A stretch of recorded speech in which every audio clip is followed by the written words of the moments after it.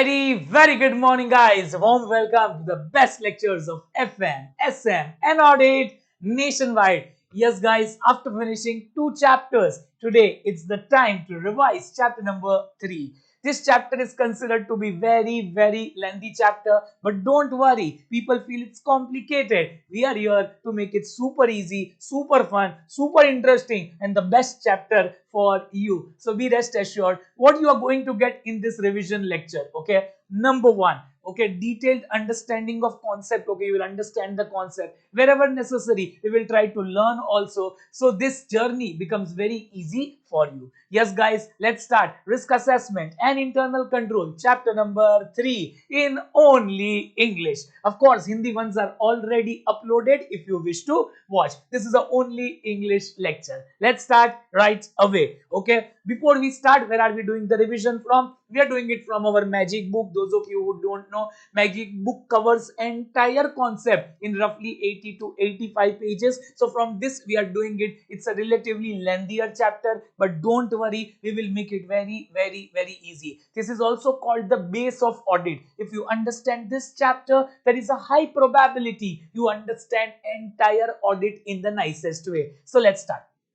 What is risk assessment and internal control? Why do I need to assess the risk? Okay, see, risk assessment means to find out which are the risky accounts. Okay, top 5 to 10 accounts. Okay, international standard gives a number. Our standard doesn't give number. It tells only identify which are risky accounts, but international standard tells identify which are the risky accounts. Now you will ask me, which is a risky account or what is a significant risk? Where probability and impact of error is high, where there is a high chance that error will happen, and if it happens, the impact is also huge. So probability means chance of error happening or mistake happening, and if the mistake happens, the impact is big. Probability and impact is big, then it's what? It's a significant risk. We have to identify top 5 to 10 significant accounts. Okay, those accounts where there are high chances of mistake. Why? Because once I audit those in detail, there is a high chance my audit risk will be low. I will concentrate more on them. So why do I need to know this chapter? So that I can know which are the risky account, which are the significant account where there is a significant risk. Because if I focus on those accounts also, there is a high chance that my audit risk will reduce. Let's take parallel example. There is a lot of syllabus, but we don't study whole syllabus equally. We know these are crucial chapters, these are big chapters, lot portion is going to come. So there is a high chance if I do these chapters also, I will pass. Same way in audit also. Okay, there are immaterial accounts, certain are material accounts. We will identify top 5 to 7 account. Now your next question is how to know which are top 5 7 account where there is a high chance of mistake, probability and impact of mistake is high. So that is why I need to assess the risk. For that, management will of course implement control, and I have to identify those accounts, because if I audit those accounts also, there is a high chance I will reduce my audit risk. I will catch all the mistakes. Leftover mistakes will be immaterial. Okay, so this is a brief intro of the chapter. Let's start right away. Okay, let's start. For those of you, one more time, yes. Okay, please follow Telegram channel Mrugesh Madlani Virtuals. The name of Telegram channel is Mrugesh Madlani Virtuals. In that, you'll keep on getting update when is the next lecture of revision uploaded, or what is the strategy, etc. Okay, let's start.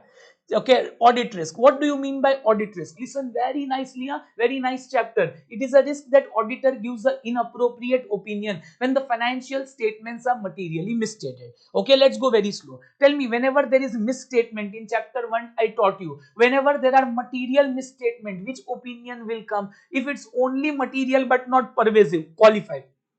If it's material and pervasive, adverse. If you don't get evidence and you feel misstatement could be material and pervasive, disclaimer report will come. I hope you know. But here, what is that? It is a risk that auditor gives an inappropriate opinion. When financial statements are materially misstated, which opinion should come? Qualified, disclaimer, adverse. Either qualified, disclaimer, adverse, but you are giving clean report. That's the audit risk. See, audit risk means we are misleading shareholder. Actually, there are a lot of mistakes, but you are giving clean report. So it is a risk that auditor gives an inappropriate opinion when the financial statements are materially misstated. We have to give what report? Qualified, disclaimer, adverse. But we are giving what report? Clean report. That is a risk. That is a risk. Now, how does that risk come? That we will see. It is a risk that auditor fails to give correct opinion. It comes by three way. Okay. RO. See, audit risk is multiplication of three things: IR, CR, DR. Inherent risk, control risk, detection risk, inherent risk, control risk, detection risk. Okay, we will study all. First of all, IR into CR is ROMM, which is the most important discussion for today. Okay, risk of material misstatement is made up of three words: inherent risk, control risk, detection risk. But what is risk of material misstatement? Okay, that is made up of only two words. Audit risk is made of three words. What is ROMM? See, first let me break the word. Risk of material mistakes. Okay, how many mistakes can happen? What is the risk of material misstatement? Is made of two words: IR into CR. What do you mean by IR? Inherent risk. Okay, inherent risk means what? Just by looking at the account, we know that this wrong things can happen. Okay, let's take a simple example. When I look at a certain person, 5 minutes I will talk, I will know this things wrong can be there in that person. Or in your body, as soon as you are born, there are few defects. Okay, someone is very fair, someone is very black, someone is height more, someone height less, someone fat, someone. Okay, inherent risk. By looking only, there is a risk. Possibility that there could be misstatement. Before control, even before implementing control, what wrong can happen? How do I get inherent risk? I will look at the company and that area. Okay, so number one, I will look at the company. What are the owners of the company? Okay, how are accounting policies of the company? What are objectives of the company? Plus, I also look at the area. So I look at the company, I look at the area and decide inherent risk is high, medium, low. Let me take example. If it's a gangster company, if it's a company of a terrorist organization, inherent risk has to be high because they will do a lot of wrong things. On the opposite side, it's Tata Group. There is a high chance everything will be perfect. Okay, means risk will be low, inherent risk will be low. Plus, you don't only need to see the company, you need to see the area also. Now, many people will ask me, what will I see in a company, sir? Okay, how is this done in real life? If you don't know, I will tell you. In real life, we prepare a document known as UBT, understanding the business transaction. One more time, what do we prepare? Understanding the business transaction. One UBT document is prepared. Based on that, we do all this. Okay, let's take an example.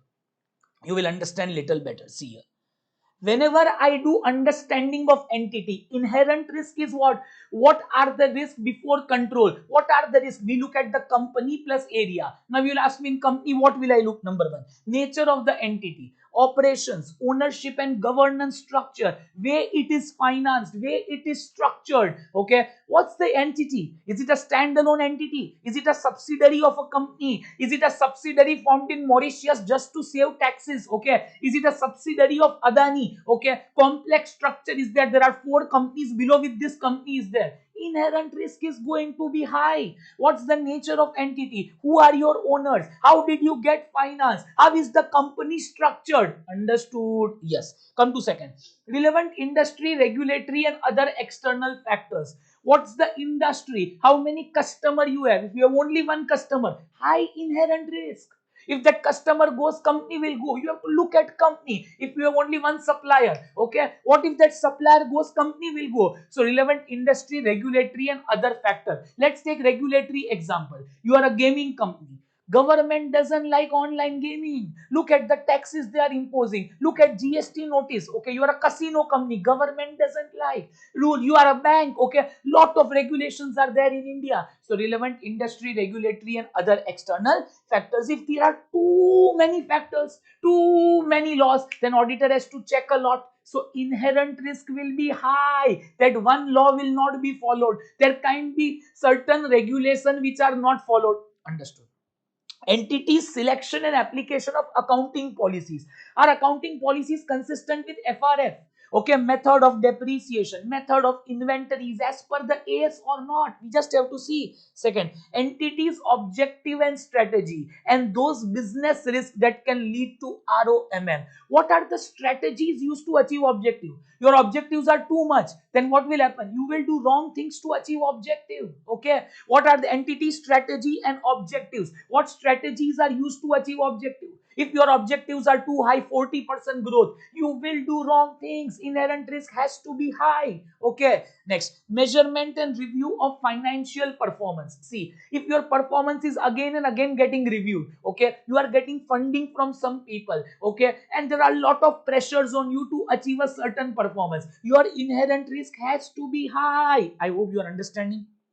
It will help to understand where more pressures are there, more risk of material misstatement, more chance you will show dummy sale, more chance you will do something wrong to achieve your targets, only then you will get the funding. So in entity I have to see this many things in real life. Okay, in real life, plus I will look at the area. Now let's take few example of area. I told you about the company. Okay, let's take example of area. Let me take 4 examples. Okay, before control, what risk are there? Just look at the area and see before control. Example, whenever incentives are linked to sales is an inherent risk. Why? People will show higher sale because they will get more incentive. Whenever your salary incentives are linked with sale, they are going to show higher sale. In fact, sales in a listed company is always inherent risk. Why? Every listed company wants to show more sale or less sale. You tell me. More sale, right? Second example, purchases if made in cash. Always remember, purchase if they are done in cash, high chance fraud will happen. Third example, in a jewelry business, okay, jewelry showroom, inventory valuation. Same jewelry can be of 1 lakh, same jewelry can be of 10 lakhs, same jewelry can be of 1 crore, same jewelry can be of 10 crore. Okay, so inherent risk is there. There is a high risk that something wrong will happen. Okay, we are not saying it is wrong, but it may happen before control. What are the risks by looking at the area? So in a jewelry business, inventory valuation is always an inherent risk. That is why we buy jewelry only from trusted people. Let me take last example, related party completeness. Okay, you will hide related party transaction, you will not give full disclosure, we might not identify all related party because company themselves don't know at times. It is an inherent risk. Okay, so now let me come to inherent risk here. Possibility of an assertion about class of transaction, account balance, disclosure to a misstatement that could be material, either individually or when aggregated with other misstatement before control. Sir, did not understand at all. Slowly and nicely, I will explain. Be rest assured. Okay. See, what do you mean by the word assertion here? Okay, simple meaning today. Tomorrow, when we do chapter 4, I will teach in detail. Okay, what is the meaning of word assertion? See, by the way, these lectures are in no way substitute to the regular or fast track. They are compulsory, right? These will help you to gain more confidence. Okay, let's start. Assertion means what? Management is clearly stating we have followed this. We have to check this is followed or not. Let's take example. Plant and machinery is 50 crore. Management is saying it's complete, it's properly valued. Okay, assertions these are. Okay, these are assertions. We have properly valued it, it's complete, it's the right of the company. Understood? Sales, 700 crore sale is written. Presentation is proper. It has actually occurred. It's measured properly. That sale factually is done. Are you clear? It occurs. So assertion means management is stating. Whenever management write a certain item, it's stating, it's telling it is true. As an auditor, I need to check. Assert means management is specifying. Assertions are representation by management that if sale is written 700 crore, the amount is correct. Okay, it's properly measured, that sale has actually occurred, it is a complete sale, it's presented properly. Understood? I have to check. Now read this. Possibility of an assertion means one thing can be wrong. In what? Class of transaction, account balance, disclosure. Let's break 3 words. What is a class of transaction? P&L.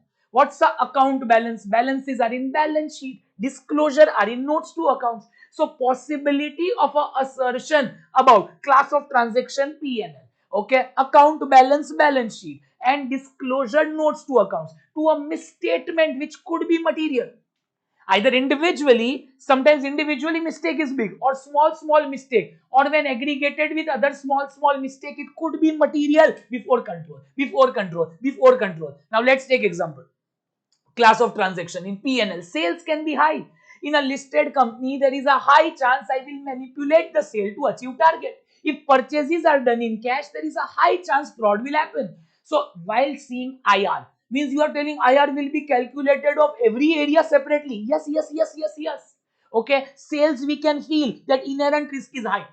Right? Company you have to see that area. Purchase, if you feel everything is perfect, nothing wrong can happen, then purchase inherent risk will be low. You have to decide. Okay, that auditor will decide. So possibility of an assertion about, okay, assertion about class of transaction, account balance, disclosure. Class of transaction, account balance. So in sales, what is the problem? You are feeling sales are overvalued. Okay, so in sales, problem is in measurement. Okay, purchases if done in cash, account balance. Okay, let's take example, inventory valuation. Okay, in jewelry showroom, inventory valuation is a problem. Account balance, disclosure, related party are not shown fully. Risk is there, they may be shown, but before control. So possibility of an assertion about class of transaction, account balance, disclosure to a misstatement that could be material, either individually or when aggregated with what other misstatement. Before control.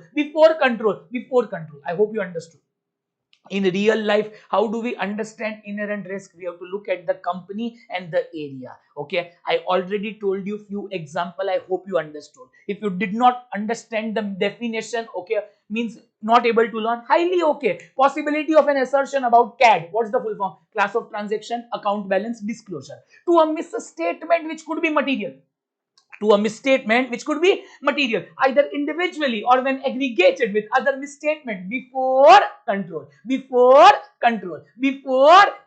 What's the important word? Before control. Okay, so any mistake if you feel can happen before implementing control is inherent risk. You just have to look at the company and you will know. Look at company and area. In this area, these four things can happen. These are inherent risk. Okay, in this can happen. Inherent risk. I hope you understood. In company, what to look at? Okay, here, nice review. They can ask you understanding of entity and its environment. What to look in entity? Nice review. Nature of entity. I, relevant industry, regulatory and other external factor. Nature of entity, relevant industry, regulatory and other external factor. What is now E? C is silent E. Entity selection and application of accounting policies. Entities, objectives and strategy. Very simple. Entity selection and application of accounting policy. Entities, objectives and strategy. Review, measurement and review of financial performance. Over. Nice review. One last time. Nature of the entity. I, relevant industry, regulatory and other external factors. Entity selection and application of accounting policies. One more E. Okay, entities, objectives and strategy. Okay, last review. Entities, measurement and review of financial performance. Nicely speak. N, I, C silent, double E is there and review is there. Learn nicely. 10-second break.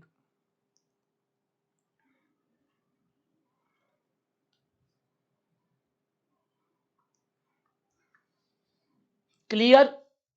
1, 2, 3. Let us start. Okay. So let us start one more time. Okay. What do I? Understanding of entity and its environment. What factors are seen? Nice review.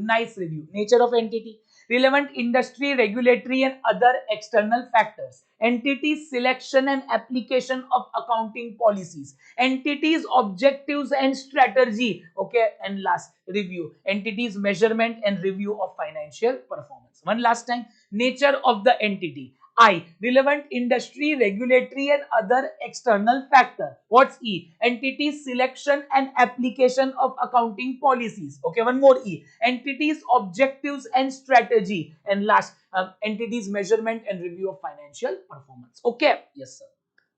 Come here now. IR is over. What is IR? Just look at the company and the area and find out what wrong things can happen. Before control. Are you clear? Yes. Now, tell me, for all this, wherever there is inherent risk, will management implement control? See, I know that whenever incentives are linked with sales, sales can be overvalued. Whenever purchases are done in cash, there is a high chance of fraud.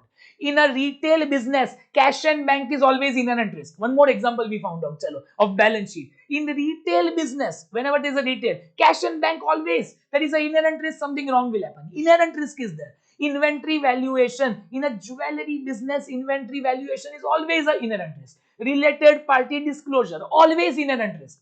Now, do I know or management also knows? Management also knows what they will do for that control. They will implement control. If that controls are not strong, as an auditor, I will check how is the system. I will understand the system. If it is strong, control risk will be low. If it is weak, control risk will be high. Can you give example? For same examples. Management will implement control. I have to check, are the controls strong or not? If they are strong, control risk is low, otherwise it is high. Same definition. Risk that there could be misstatement in CAD, class of transaction, P&L, account balance, balance sheet, disclosure, okay. Risk that there could be misstatement in class of transaction, account balance, disclosure. That could be material, either individually or when aggregated with other misstatement, and it will not be prevented or detected and corrected by entities' internal control. It will not be prevented. What's the meaning of prevented? Stop. It will not be stopped or detected and corrected. If we are not able to stop, see, first of all, I would not like that mistake to happen. I will implement strong control. Or if it happens, then what I will do? Detect and correct. But if it is not prevented or detected and corrected, then control risk is high. So for all the mistakes which I told, retail business, cash and bank, jewelry business, inventory valuation, they will implement strong control. But as auditor, if I feel controls are not strong enough, control risk is high. Control risk is high. One last time. Risk that there could be misstatement in an account balance, class of transaction, disclosure that could be material, either individually or when aggregated with other misstatement.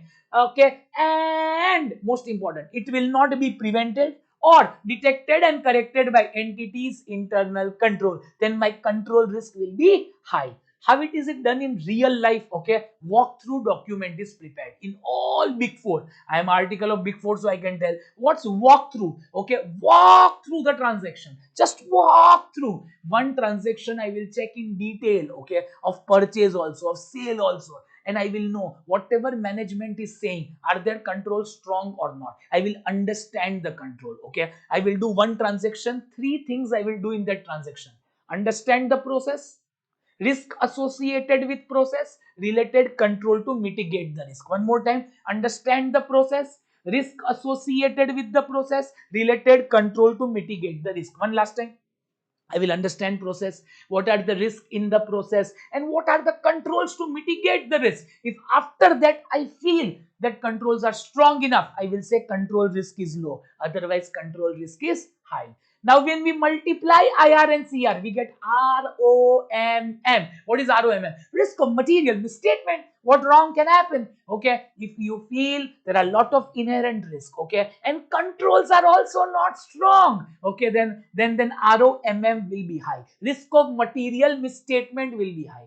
But if you believe there are less inherent risk and controls are also strong enough, then ROMM will be low. There is a low chance of mistake happening in that account. But why do I find ROMM? Based on ROMM, further audit procedures are designed. What is designed, guys? Further audit procedure. But before we discuss that, let me finish detection risk. Okay, which risk? Detection risk. Okay, come here. Very simple. Ultra concentration required in this chapter, then all chapters will go smooth. Okay, so come here.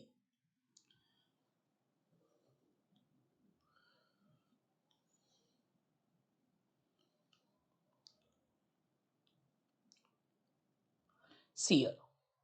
Let's take two accounts. Purchase has low risk of material misstatement. Sales has high risk of material misstatement. How do I get it? IR into CR. Understood? Okay. Come to high first. Okay. In sales, there is a high chance of mistake. So I will design more audit. These are mistakes, cross. So I will design more audit procedure or less. If there is a high chance of mistake, more audit procedure, more further procedure. Till here we were doing risk assessment. Now further procedure, more procedure means more chance of catching mistakes, more chance of catching mistakes. Okay, less chance of not catching mistake. So detection risk is low. What do you mean by detection risk? It is a risk that, see, this many mistakes are there. Now we will do audit. It is a risk that audit procedure performed by auditor will not detect a misstatement that could be material either individually or when aggregated with other misstatement. See, after ROMM, I design audit procedure. But what is detection risk? I could not detect the mistake. If I could not detect, then detection risk is high. If I can detect all mistake, detection risk is low. Okay? Very simple. Read here. See, it is a risk that audit procedure performed by auditor will not detect. It's a risk, no, it's a risk. So will not detect a misstatement that could be material either individually or when aggregated with other misstatement. Now come here very nicely, very slowly. Whenever ROMM is high, there is a high chance of mistake. So I will design more procedure or less. Simple. Sir, more procedure than more chance of catching mistake. Okay, less chance of not catching. So detection risk is low. So ROMM and detection risk are inversely related. Whenever ROMM is high, more procedure will be there, more chance of catching mistake, less chance of not catching. So detection risk is low. Come here. Whenever my ROMM is low, okay, means I will risk is very less, so I will do more procedure or less. Why should I do more? There are no mistakes, they are nominal, so I will do less procedures. Whenever procedures are less, okay, there is a high chance of not catching all mistake, but it's okay, they are immaterial mistake, they are immaterial. Okay, so I will do less procedure, so there is a high chance of not catching mistakes. So ROMM or detection risk will be high. I hope you understood.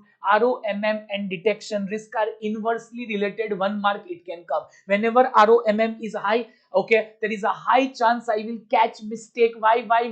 Because more audit procedure, detection risk low. Exact opposite. When ROMM is low, I will employ less procedure. If I employ less procedure, there is a high chance something will be left out. So detection risk will be high. But okay, mistakes are immaterial. I hope you understood. Now I will show you one final diagram, and I think you will understand audit risk like never before. Okay, you will understand audit risk like never ever before. Okay, 1 2 1 2 1 2 1 2 1 2 1. Here, listen nicely. See, inherent risk are total mistakes that can happen before control. You look at a company and the area and see this wrong can happen in a company. Okay, what all wrong can happen in a company? Inherent risk. For that, management will implement this umbrella. What's this umbrella? Control. This umbrella is a control. With the help of control, few mistakes we are able to correct, the left side ones, but right side ones will remain. Okay, no problem. Some mistakes will remain. After that, auditor will employ audit procedure. Auditor will employ strong audit procedure. See here. After that, also some mistake will remain. No problem. Okay. This is audit risk. Okay. Now, what is the risk? Okay. That mistakes are too many, but I give clean report. That's the risk. Okay. That's the risk. I hope you understood. Okay. So first umbrella is what? Put by management, they will implement control. Second umbrella is put by auditor. After that also, if mistakes remain, okay, that is the audit risk. Okay, we feel those mistakes are not big enough, but actually when they are big enough, that is the audit risk. I hope you understood. Okay, now we will move to the second part. Okay, second part of this. Okay, I hope you are very much clear with this. Okay, very important what we learned. Okay, if you want one more time, I will explain you. Okay, the nicest way. Come here. I think this is very important because rest all chapters are dependent on this. Okay, come here. Audit procedure. Two, wrap fap. There are two audit procedure. Risk assessment procedure, further audit procedure. One more time. Risk assessment procedure, further audit procedure. What is risk assessment procedure? SA 315, which we just learned right now. What is SA 315? Identifying and assessing risk of material misstatement. See here. Identifying and assessing risk of material misstatement. How do you get ROMM? IR into CR. Same. through understanding of entity and its environment. Understand the company. What are risks in a company? What are risks in an area? Inherent risk. And risk and control. Understanding risk and control is control risk. In control risk, what do? Do a walkthrough. Do one transaction from top to bottom. Top to bottom, do one transaction. That's walk through. Understand the process. Risk associated with the process. Related control to mitigate the risk. Are you clear? So very simple. This is 315. What is further audit procedure? We will see later. So this part is pending.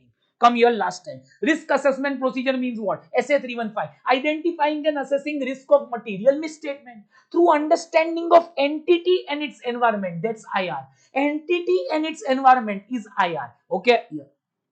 Entity including risk and control, that's CR. Including risk and control, CR. One last time. Identifying and assessing risk of material misstatement through understanding of entity and its environment, IR. Okay, including risk and control, that's CR. I hope you understood. Okay, so entity, environment, IR, CR, both multiply ROM. That is what we have to find today. I hope it's easy. Okay, come here. Now we are moving on little. Directly come here. Second, okay, SA 315, identifying and assessing risk of material misstatement. How do I find? Understanding of entity and its environment, IR, and risk and control, that is CR. Now come here. SA 320, materiality in planning and performing the audit. After finding ROMM, usually we find materiality. We find what? Materiality. You found ROMM, risk of material misstatement. Based on that, materiality figure will come. Okay. Now, what is materiality? Come here. Fast. Here. Materiality is one figure above which everything we will check, below which we will not check. Okay. Simple English. Materiality is anything which can influence the decision of user of financial statement.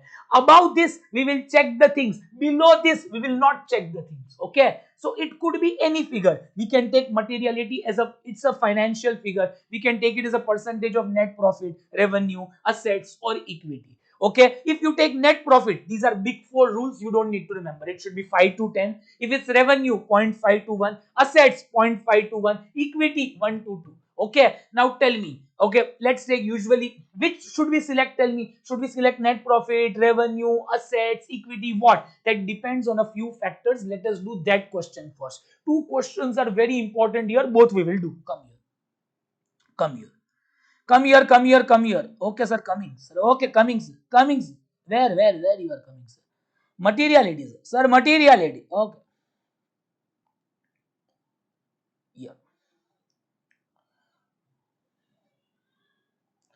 Tell me, sales, let's take figure as of now. Oh, no. We have to do other question, right? Then tell me, we should take net profit, sales, revenue, what? That depends on few factors. We are doing that first. Come here. Use of benchmark in determining materiality. Shall we take sales? Shall we take assets? Shall we take investment? What shall we take? Depends on following factor.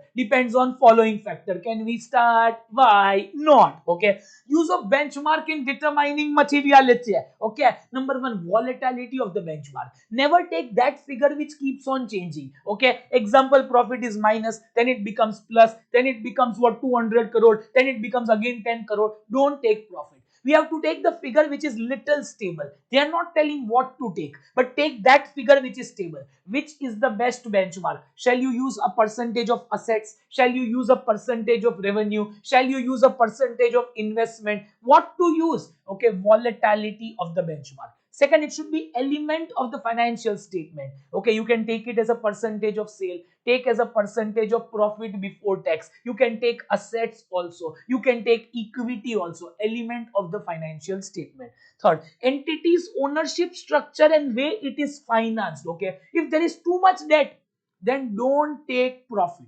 Whenever there is too much debt, don't take profit. Now you will tell me why not to take? Because whenever debt is there, people will show higher profit because they want more debt. So don't take debt. What to take? You have to decide. Nature of entity. where the entity is in its life cycle, industry and economic environment in which it operates. Where are you? Nature, what's the nature of entity? Where you are in your life cycle? Let me take a brilliant example of this. Okay, whenever we are at a starting stage, remember, whenever we are at which say starting stage, never ever take sales because it will be too less. Profit also don't take. Okay, you can take equity, you can take assets. Nature of entity at starting stage, profit and sales are not correct. Okay, why? Because we are just starting off, the figure will be too less. Item where user focus on financial statement. Where do user focus? Usually users are concerned with profit. So PBT, you can take profit before tax. Understood this much? Super duper. Yes. Tell me, what's the bench band? Use of benchmark in determining materiality. Definitely it can come. What's the benchmark in determining materiality? Materiality we will take, but what's the benchmark? Okay. Use of benchmark in determining materiality. Okay, very simple. We knew. What's the technique? We knew. Okay, we will ask we knew. Which benchmark to take? We knew. Tell. Volatility of the benchmark. Okay, element of the financial statement. Item where user focus. Okay, sorry, one more time. Volatility of the benchmark. Element of the financial statement. Entities ownership structure and way it is financed. Double E is there. No. Entities ownership structure and way it is financed. Nature of entity, where the entity is in its life cycle, industry and economic environment in which it operates. Okay, and last, entity's ownership structure, way it is financed. Okay, nature of entity, where the entity is in its life cycle, industry and economic environment. U, where item where users focus on financial statement, where user focus. We have to learn this nicely. What's the best benchmark for determining materiality? We know. 10. Volatility of the benchmark, element of the financial statement. What one more E is there? Entities ownership structure and way it is financed. Nature of nature of entity, where the entity is in its life cycle, industry and economic environment. U, item where user focus on financial statement. Learn nicely. Small break, 10 seconds.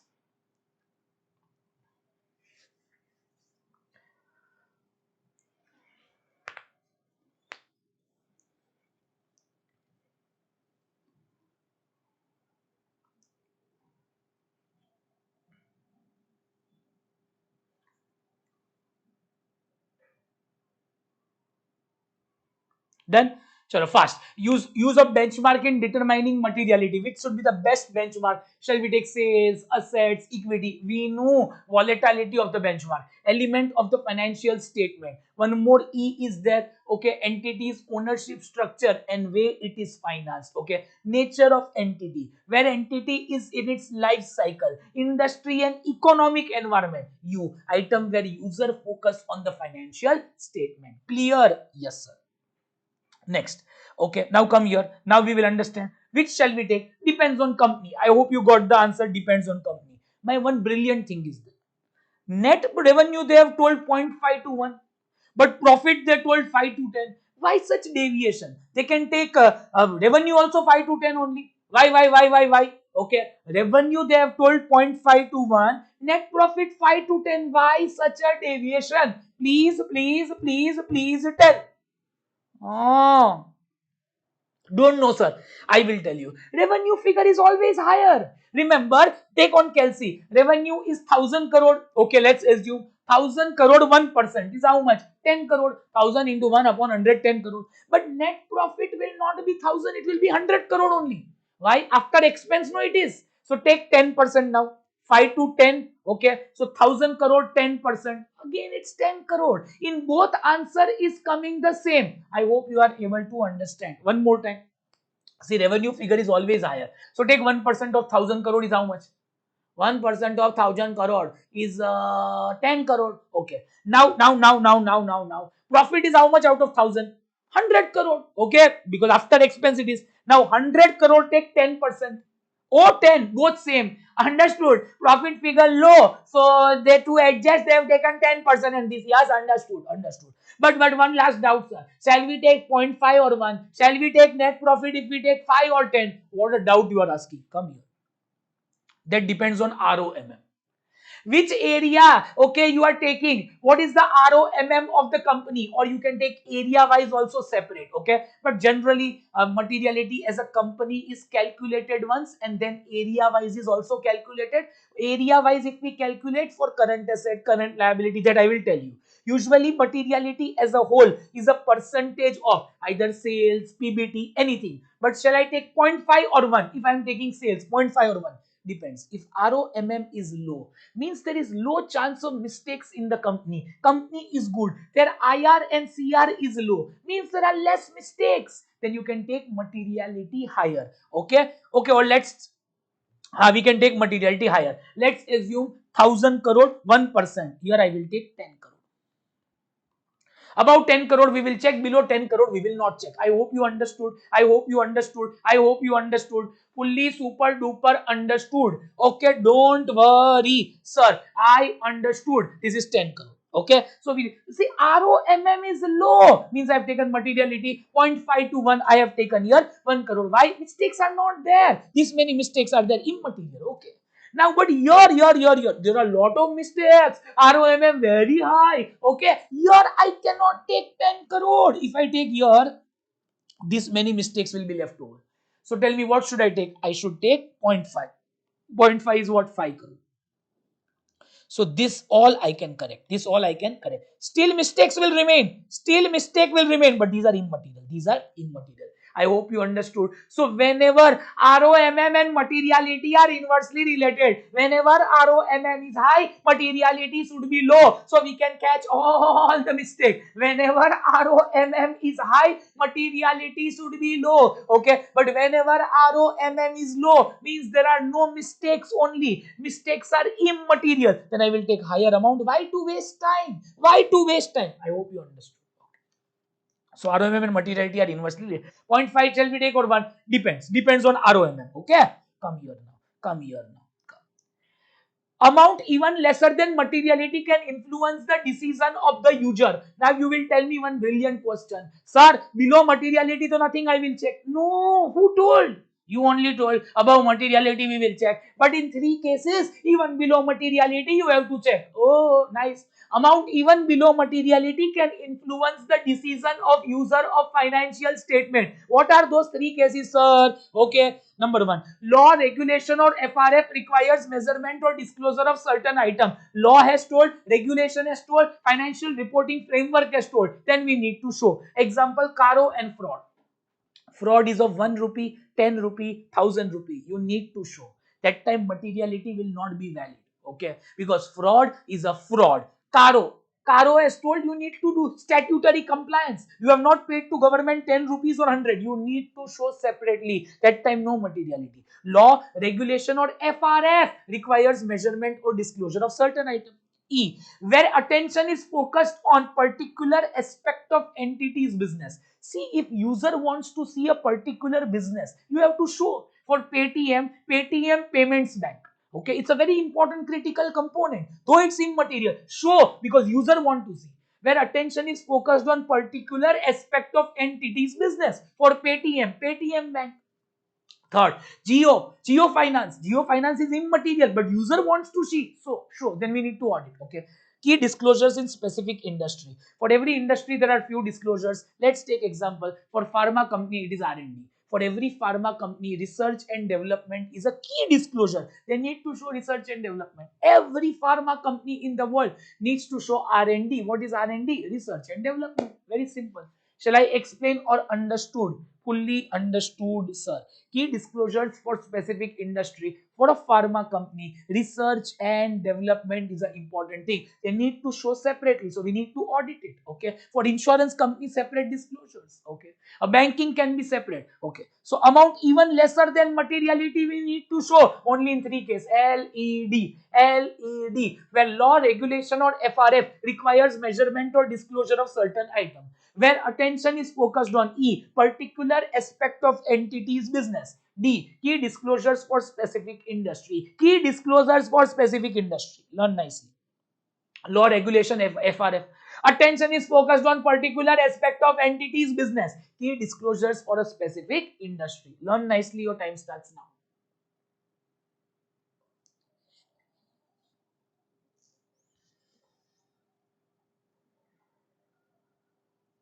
Done.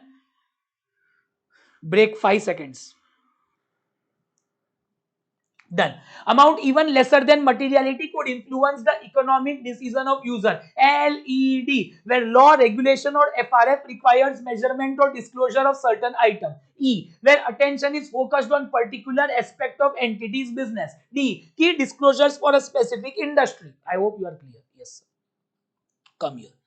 Now, auditors should see materiality and its relationship with audit risk. While planning audit, we have to see that we set materiality at that level that risk is reduced. See, auditors' assessment of materiality may be different at a time when evaluating process. See, materiality can be different while planning the audit and performing. Let's take an example.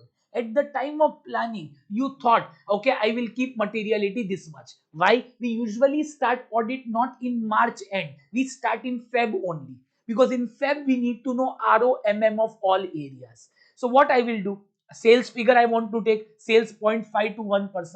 I will take till February sale and estimate for 1 month based on maybe last year figure or this year trend, etc. 11 month this month, 12 month how much? Did I get one figure? Percentage of that is materiality. Now COVID came in March or some other thing came in March, sales figure changed drastically, then I will again calculate materiality. Or while doing audit I found, oh, I thought there are no mistakes, but in company there are a lot of mistakes, so I need to set materiality at a lower level. So materiality can be different while planning the audit and performing the audit. I hope you are clear. Very, very important and last concept of SA 320 is performance materiality. First, I will speak definition. You will not understand. I will explain. You will understand. Amount set by auditor below materiality level so that aggregate of uncorrected and undetected misstatement don't exceed materiality as a whole. Come here. If we have it here, it will be very good. If we don't have, then what we have to do? Nothing we can do. We have to draw.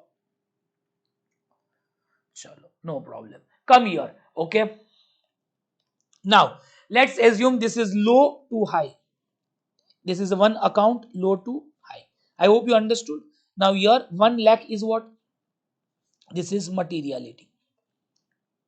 So above 1 lakh I will check everything, below that I will not check. Okay. Now what they are saying? There could be mistakes less than materiality, but those are immaterial. Okay, those are immaterial individually. But when they combine, they could exceed materiality. Let's take an example. One mistake is of 75,000. Two mistakes are of 60,000. One mistake is of 50,000. Two mistakes are of 30,000. And one mistake is of 10,000. Now, if we do total of all this, okay, let me do total, okay, 120 and 50 makes 170, 170 and 60, 230, 240, 240 plus 75 means way higher than 3 lakh, okay. Now, what I will do, there came a brilliant concept. See, small mistake can exceed materiality. Performance materiality means I will do work on performance materiality and not materiality. Materiality is an awesome concept. Materiality is a good concept, but I never work on materiality, baby. Oh, baby, I work on performance. I do work on this materiality. I perform my work on performance materiality. It is 50 to 75% of materiality. Now you will ask me another question. Shall I take 50 or 75? If it's a risky account, if ROMM is high, see, performance materiality is account wise. This is in big four, not in your book. Okay, performance materiality is account wise. Account wise, different materiality. Okay, for every account. Now, if it's a risky account, then I need to check more or less. More. So I will keep 50%. That is, it will be 50,000. For the accounts which are not risky, mistakes are less, I will keep 75%. That is 75,000. Simple. Okay. Now come here. Magic I will show you. Here what's materiality now? 50,000. 50% of 1 lakh 50,000. So above 50,000 all mistake I will check. Below I will not check. Now let me check here. If I check, these mistakes will be corrected. Okay. Now, this is performance materiality is amount set below materiality. So, aggregate of uncorrected and undetected misstatement don't exceed materiality. Now, see, 30,000 into 2 mistake is of 60,000 and one mistake left of 10,000. Answer will be 70,000. Let this mistake happen, it's okay. It's still not exceeding 1 lakh. Why? Because I did the work at performance materiality. Now you will tell, what if more mistakes are there? Okay, that is an assumption. Entire risk can never be zero. That is what is audit risk. Understood, sir.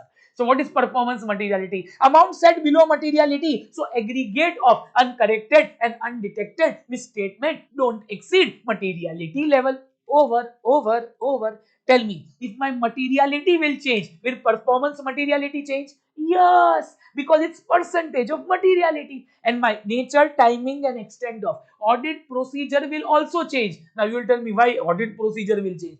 Of course, its performance materiality is changed. I need to do more procedure. Oh yeah, understood. English given. Materiality as a whole may need to be changed when I find more risk. Okay. If the auditor concludes lower materiality is required, then it will also revise. See what is written, performance materiality. And based on that, nature means which audit procedure, timing, when, and extent, how much. Nature, timing, and extent of audit procedure will also change. I hope you are clear. Yes, sir. Super clear. Go ahead. This wonderful essay done. Till now, two essay, 315. Identifying and assessing ROMM. Second, materiality in planning and performing audit, 320. We are going ahead. Okay. Internal control. What's the next topic? Internal control. Very nice topic. Okay. Internal control. What is internal control? Internal control is a process which is designed by management, TCWG, other personnel to provide reasonable assurance about care, compliance with laws and regulations, safeguarding of asset, reliability of financial reporting, effectiveness and efficiency of operation. See, internal control is basically good things in you. Okay, you will pray to the temple every day, you will study nicely, you will never tell lie. These are your internal controls. In company also, if controls are strong, control risk will be low. By the way, whatever we are doing in this chapter is only for one thing: control risk, control risk, control risk. What is control risk? IR into CR, ROMM. Okay, so if my controls, I need to understand what is control. If my controls are strong, control risk will be low. If controls are weak, control risk will be high.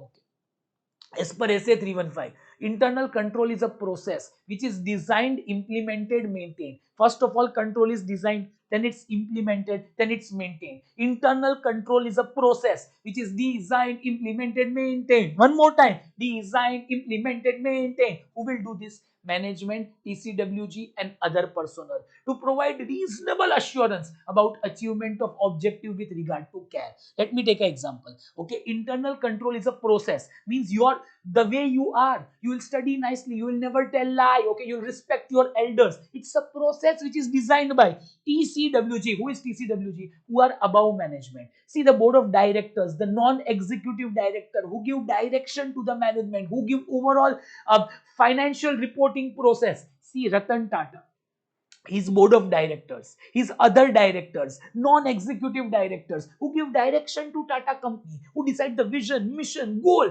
Okay, they are different from, see, management is, Tata has several company, Tata Steel, Tata Motor, TCS, all have different heads. These are management. But there are common board of directors or trustees who manage Tata Group. They are those charged with governance. They are those charged with governance. So internal control is responsibility of, tell me who? TCWG? Is it the responsibility of management or people? All. Tell me when your ethics will be good, when your sanskar will be good, okay, when your traits will be good, when your grandparents are with you, when your parents are with you, when you are also there. Okay, so internal control is a system which is designed by TCWG, those charged with governance, management and other personnel, okay, that give reasonable assurance. If internal controls are good, it will give me reasonable assurance about care. I will follow all the laws. Nothing will happen to my data, that is asset, safeguarding of asset. Reliability of financial reporting will be as per AS. My financial reporting and effectiveness and efficiency of operation. What are internal control? In purchase, a superb procedure. Control, a excellent procedure. Sales, excellent procedure. For fixed asset purchase, excellent procedure. One more time. But it's a responsibility together. Okay. For example, you want to paddle a boat. Okay. You want to paddle a boat in Udaipur. Then everyone needs to paddle, only then boat will go ahead. If only husband will paddle, but wife won't paddle, boat won't go. Okay, so internal, by this time, if you are still watching lecture, like is compulsory. Look at the hard work we are putting in, guys. World class lectures are happening. We don't want anything except your love. So nice comment would do. Like the video. Without subscribing, you don't have to go. Okay, look at the hard work. Okay. Internal control is a process which is designed, implemented, maintained by above to bottom TCWG, management and other personnel to give you reasonable assurance about achievement of objectives with regard to care. Okay, three people will ensure: those charged with governance, below them management and staff also. So we get reasonable assurance about care. What is care? Compliance with laws and regulation, safeguarding of asset, reliability of financial reporting, effectiveness and efficiency of operation. Learn nicely. Small break, 5 seconds.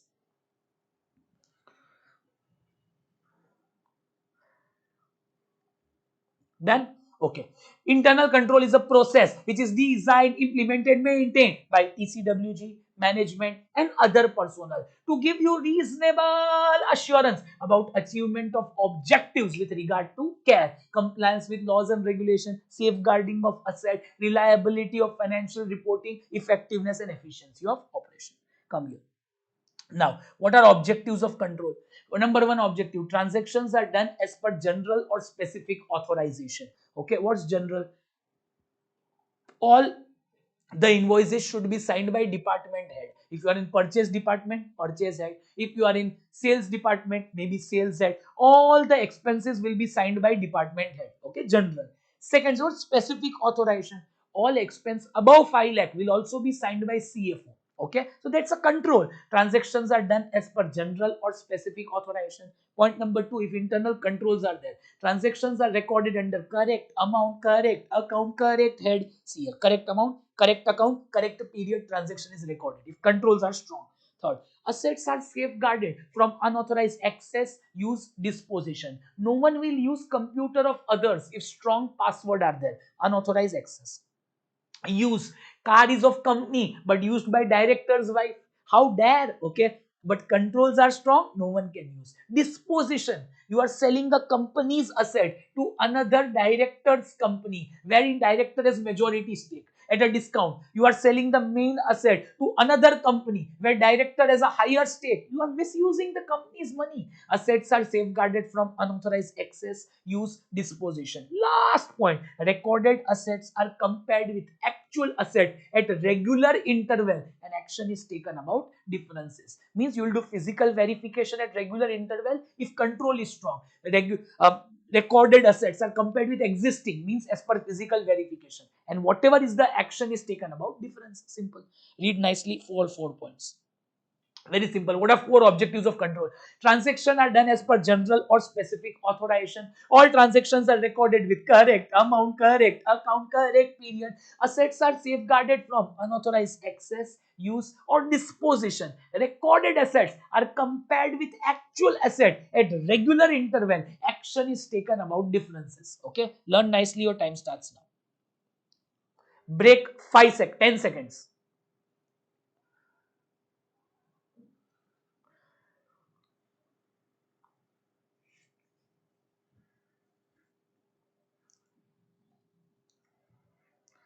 Chalo, done.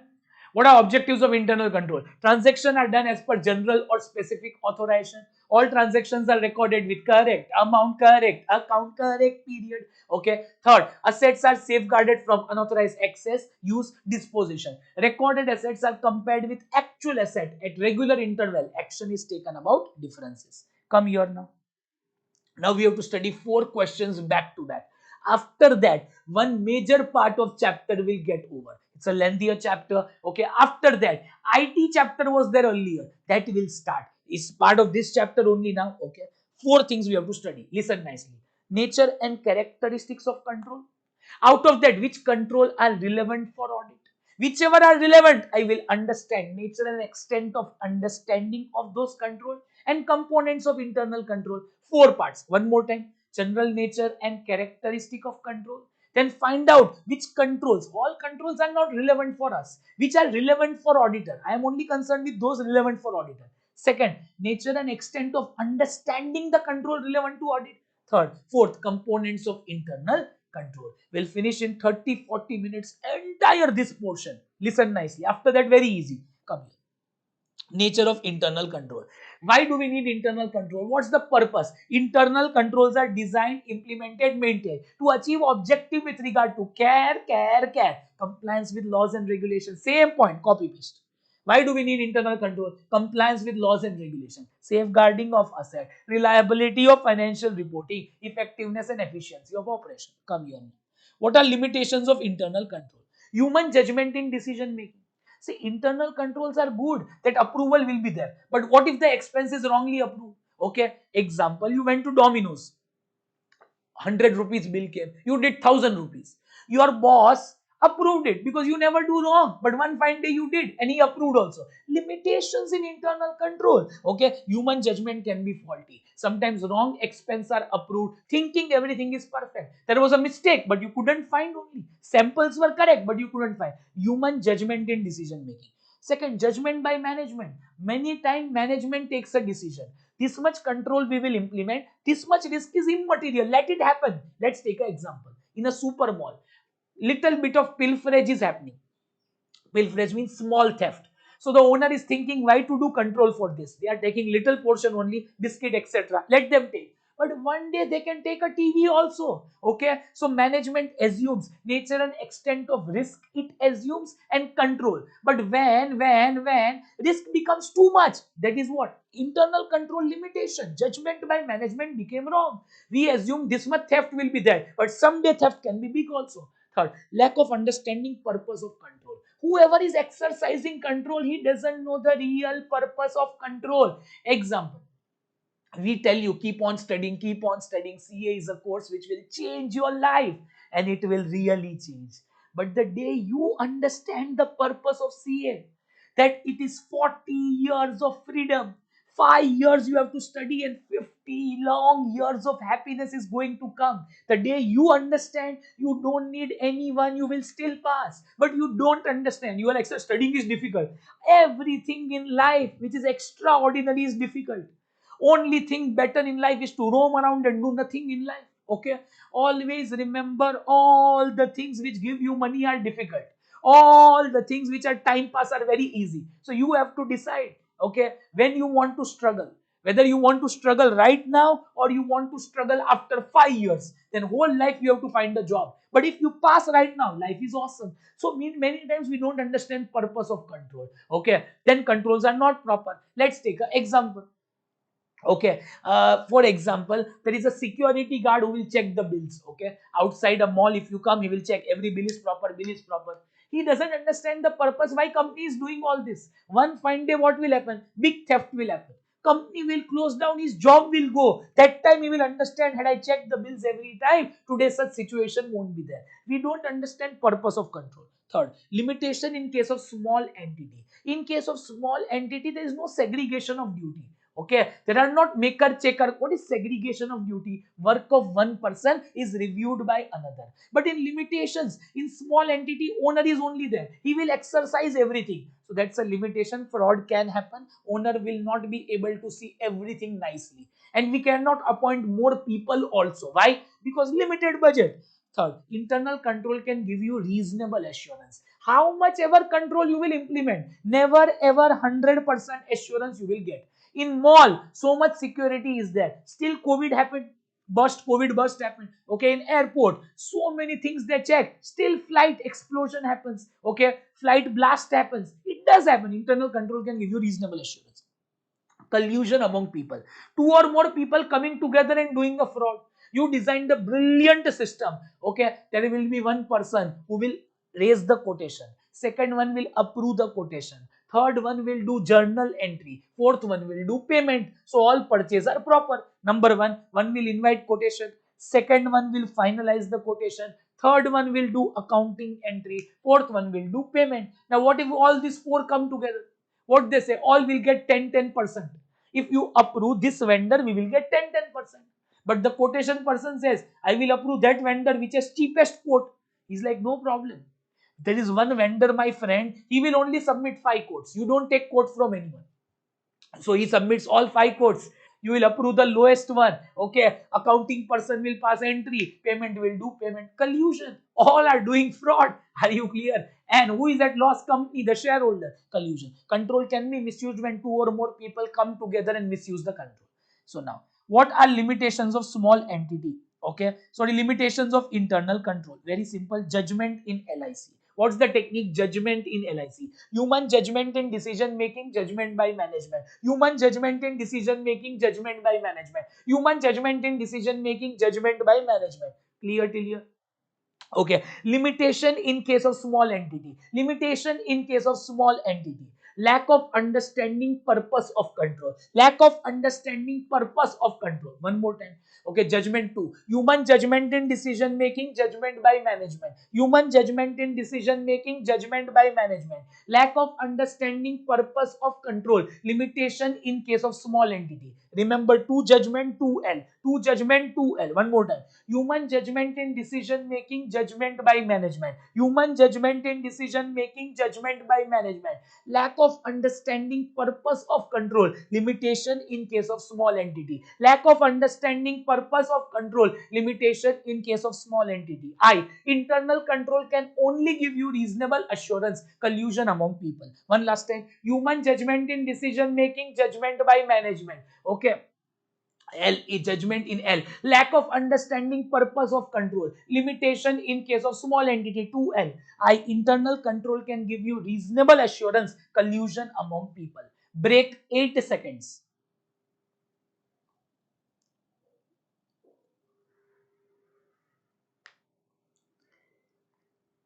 Done? Tell me, what are limitations of internal control? Okay, judgment in LIC, judgment, human judgment in decision making, judgment by management, lack of understanding purpose of control, limitation in case of small entity. I. Internal control can only give us reasonable assurance, collusion among people. Moving on. Control relevant to now. First question done. Okay, nature and purpose of control, nature and characteristic. Control relevant to audit. How to identify which control are relevant? See, all controls are not relevant. We have to identify those control which are relevant for audit and not all control. How to identify? Factors which help in deciding which control are relevant for audit. Number one, size of the entity you have to look. If size is bigger, listed company, more control will be relevant. Unlisted, less. Nature of entity, how it is structured, ownership characteristics. If you have a lot of subsidiary company, if you are a small dummy company in Mauritius, okay, more relevant. We need to check you more because there is a high chance there will be fraud. Complexity of system, how many businesses you have. If you have more businesses, more control relevant. Diversity and complexity, legal and regulatory requirements. Are you an alcohol company? Are you a gaming company? Then lot of laws are there. We need to check all. More control will be relevant for audit. I hope, see, it's a general question. You cannot learn. Okay. Materiality we will see. Significance. How many accounts are significant? If more accounts are significant, more control relevant. Whether control can prevent or detect and correct material misstatement. If control can correct misstatement, it's relevant. If control cannot correct, not relevant. If you don't remember anything, do you remember nice review we had learned? Understanding of entity, nice nature of entity, industry, regulatory, other external factor, entity selection of accounting policy, entity strategy, measurement and review of financial performance. Same 2-3 points are there. See how to identify control relevant to audit. 3-4 things: size of entity, nature of entity, ownership structure, way it is financed, materiality, ROMM we can find out. Okay, whether control can prevent or detect and correct material misstatement. Okay, simple. One last time I will read. Don't learn. Size of entity, nature and complexity, diversity, legal framework. Okay, components of internal control we are yet to read. Materiality, significance, whether control can prevent or detect and correct material misstatement. Now come here. This is only for understanding, nothing to learn for 5 minutes. Control over completeness and accuracy of information. See, sales, okay? Sales is complete and accurate, okay? Are those controls relevant to ensure that sales is complete and accurate? Yes. If auditor makes use of this data in applying further audit procedure, then control is relevant. One more time. Is the sales complete and accurate? Is it relevant? Read. It is relevant if auditor makes use of this data in applying further audit procedure. MCQ can come. Second, control relating to operations and compliance objective. Are law followed? Is the operations proper? Is it relevant? Yes. If auditor intends to make use of this data in further audit procedure, then relevant. Same. It is relevant if auditor uses this in applying further audit procedure. Come here. Control over completeness and accuracy of information, relevant or not? Relevant if auditor makes use of this in further procedure. Control relating to operations and compliance, relevant or not? Relevant if auditor makes use in applying further audit procedure. Come here. Internal control over safeguarding of asset. Okay, internal control over safeguarding. See, assets are proper or not. Financial reporting part is relevant, but asset is operating properly, that is not relevant. Is machine working nicely? Not that much relevant. But the machine value is relevant. See here. Auditor's consideration of such control is relevant to financial reporting. Operations auditor is not concerned. Safeguarding control relating to operations are not relevant. Next, control relating to objectives that are not relevant to audit. Okay, production is happening properly, sales target are achieved or not, marketing is proper or not, okay, HR is proper. These are not relevant. Control relating to objectives is not relevant to audit. Okay, control relating to those objectives that are not relevant, those controls are also not relevant. Statute will tell auditor to report on certain control. For example, CARO, all points are relevant. Why? Because statute has told you have to report on CARO. So those controls will be relevant. If statute tells auditor to report, auditor's review of internal control will be broader and we need to check those controls. Now let's do super summary of control relevant to audit. Come here. This so you understood. Okay. How to identify control? Size of entity, nature of entity, legal regulatory framework, complexity, ROMM, materiality. You understood. Come here. Very faster. Control over completeness and accuracy of information. Is the information complete and accurate? Relevant, not relevant? Relevant if auditor makes use of this data in further audit procedure. Control over operations and compliance. Relevant if auditor uses this in applying further audit procedure. Safeguarding of asset, financial reporting part of asset is relevant. What's the value? But is asset operating effectively? Not relevant. Control relating to objectives that are not relevant. Many things are irrelevant. Production, finance, marketing, HR. Those controls are not relevant. Why? Because it's not relevant for audit. Second, statute will tell. Then it's relevant. Why? Because auditor has to check all the things which are required by statute. Example, CARO. Now very simple. Last. Whichever control are relevant, I will obtain their understanding. Is the control strong enough to prevent or detect and correct material misstatement? Number one. First I need to see the design of control. Then I will see it's implementing properly or not. First, if control is only not strong, how to check whether it's implementing properly? Whether I ask you, hey, are you signing audit report? You are like, I am not CA only. So first I need to check whether the control is proper. Only then I can see it's operating effectively. If you are not CA only, how the hell will you sign audit report? See, design involves considering whether control can prevent or detect and correct material misstatement. If control is strong, then only I will see is it operating effectively. Means control exists and we are using it. Okay, implementation is checked later if the control is good. If you're not studying only, I ask you, will you pass?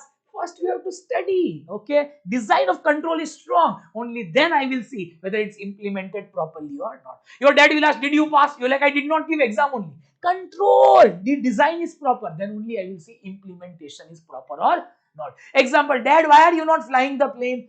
I am not a pilot. So first we have to see is dad pilot. Only then he can fly the plane. I hope you are clear. Come here. All three parts are done. Nature and characteristic of control. Control relevant to audit. Understand the control relevant to audit. In understand, first see the design of control. Is control strong enough to prevent or detect and correct material misstatement? And then see it is implemented properly or not. If control is only not strong, how the hell will it be implemented? Okay. Yes, sir. Last point, components of internal control. In this first 3 points are important, then entire chapter is easy. Okay, this is very hard, but we have to do it. Yeah. Okay. Come to components of internal control here. How many components are there, sir, of internal control? 5. Control environment, risk assessment, information system, control activity, info monitoring of control. Very simple. See, I will explain you very briefly. What are, by the way, many people are asking me, why are we studying components of internal control? Can you explain me that first of all? Why we are studying? To see whether internal controls are strong or not. Many times, whether you are strong or not, your family will decide. If your family is strong, very supportive, all are qualified, super strong, beta, you have to study. You are bound to study, okay? But your family is weak, you might also fail. So components of internal control are there to see control is strong or not. All this grand masti we are doing only for control risk. Control risk is high, medium, low. Can we start? Yes. Number one, control environment. How's the overall environment? Second, what are the risky areas? Third, how is the system? These days we don't need to see risky areas. System is most important because everything is automated. So see the information system. Fourth, see what controls company has designed. Control activity. Okay. Do they have any monitoring process for control? That if controls are weak, they are immediately corrected. Is there a monitoring process? After this, I will write my conclusion. Are controls strong or not? One last time, control environment, risk assessment, control information system, control activity, monitoring of control. One last time, control environment, risk assessment, information system, control activity, monitoring of control. One last time, control environment. Then we'll identify what are the risky areas. Third, information system. Then fourth, control activity, monitoring of control. We will see all, be rest assured. Come here. Control environment. What is the meaning of control environment? Control environment sets the tone of organization. It will influence the other elements of control. What's environment? Basic environment of control. How is the overall environment of company? How good are people? Okay, how good is TCWG? How good is management? If they are good, controls are bound to be good.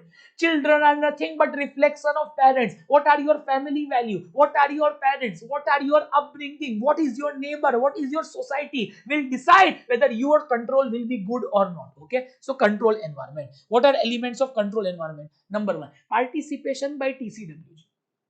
Those charged with governance. Who are these people? Are these IIM qualified, IIT qualified? Okay, are these top most educated people? Then you will ensure they are independent from the management.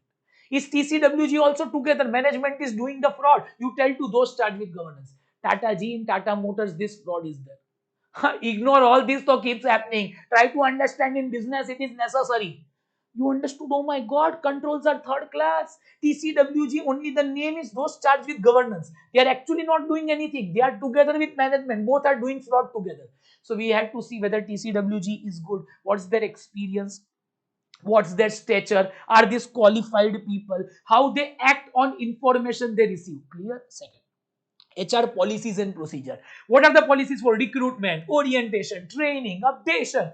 Are proper policies there? Okay, or there are no policies? Our family people are only working. Okay, so we have to see policies. More strong policies, more strong control. Policies regarding recruitment, orientation, training, counseling, compensation, remedial, communication and enforcement of integrity and ethical values. Is there integrity and ethical values like honesty, diversity? Are there in the company? If they are there, controls are bound to be strong. If there are no ethical values, control will be weak.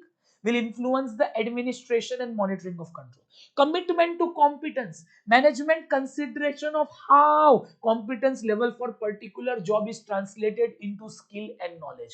Do you see the competence level? Or family people are promoted. Nepotism is there.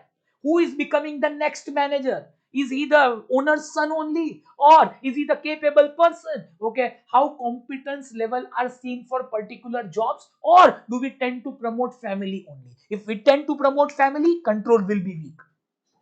Organization structure, framework within which activities are planned, monitored, directed. How is the structure? Too much big structure is also bad. Too short structure is also bad. Okay, there should be adequate structure. How many levels are there? Framework within which activities are planned, monitored, and controlled.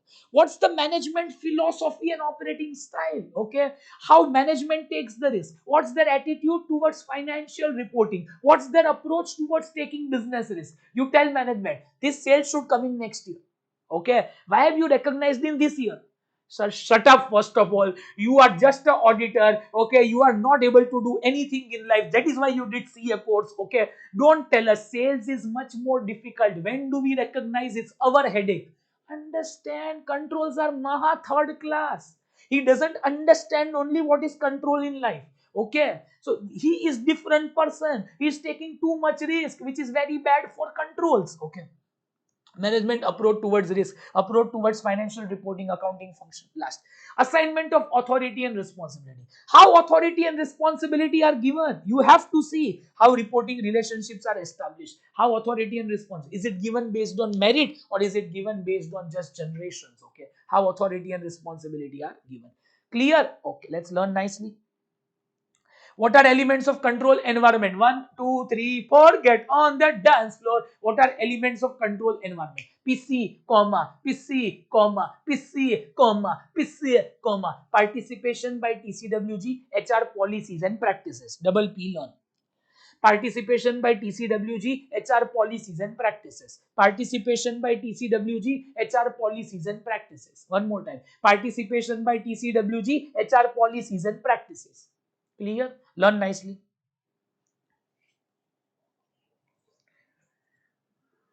Clear?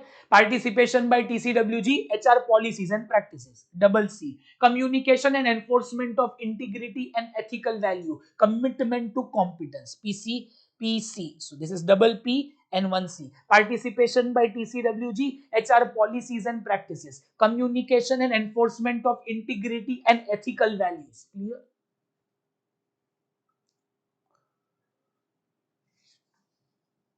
Okay, participation by TCWG, HR policies and practices, communication and enforcement of integrity and ethical value. Next, commitment to competence. Commitment, PC, comma, comma, C. Commitment to competence. Organization structure, management's philosophy and operating style. Last, assignment of authority and responsibility. Comma, comma. Commitment to competence, organization structure, management's philosophy and operating style, assignment of authority and responsibility. Nicely, nicely, nicely, very nicely learned. Okay. One more time. Read first of all this much. Nice question. Elements of control environment definitely can come.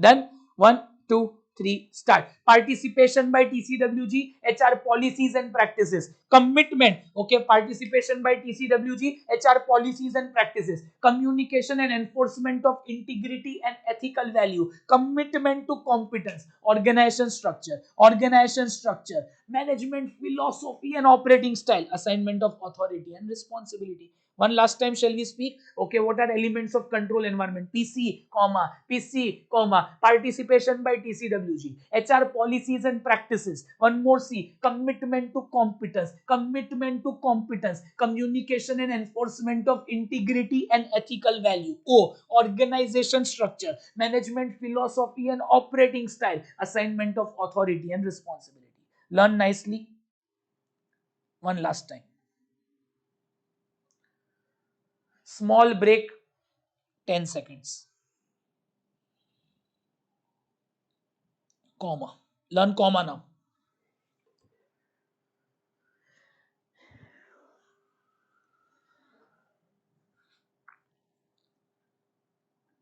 Done? 1, 2, 3, start. Chalo. What are elements of control environment? PC, comma, PC, comma, PC, comma. What is P? Come on, everyone. Participation by TCWG, HR policies and practices. Participation by TCWG, HR policies and practices. C. Communication and enforcement of integrity and ethical value. Commitment to competence. Commitment to competence. Organization structure. Management's philosophy and operating style. Assignment of authority and responsibility. Clear? Yes. Come here. Second, after identifying control environment, risk assessment, risk assessment, risk assessment, risk assessment. Okay, I will do risk assessment. Identify what are the risky areas. Tell me which are risky areas where probability and impact of mistake is high. Let me show you one diagram. You'll understand in 1 second.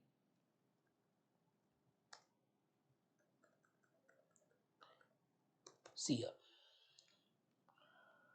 Mistake, probability is high here and impact is high.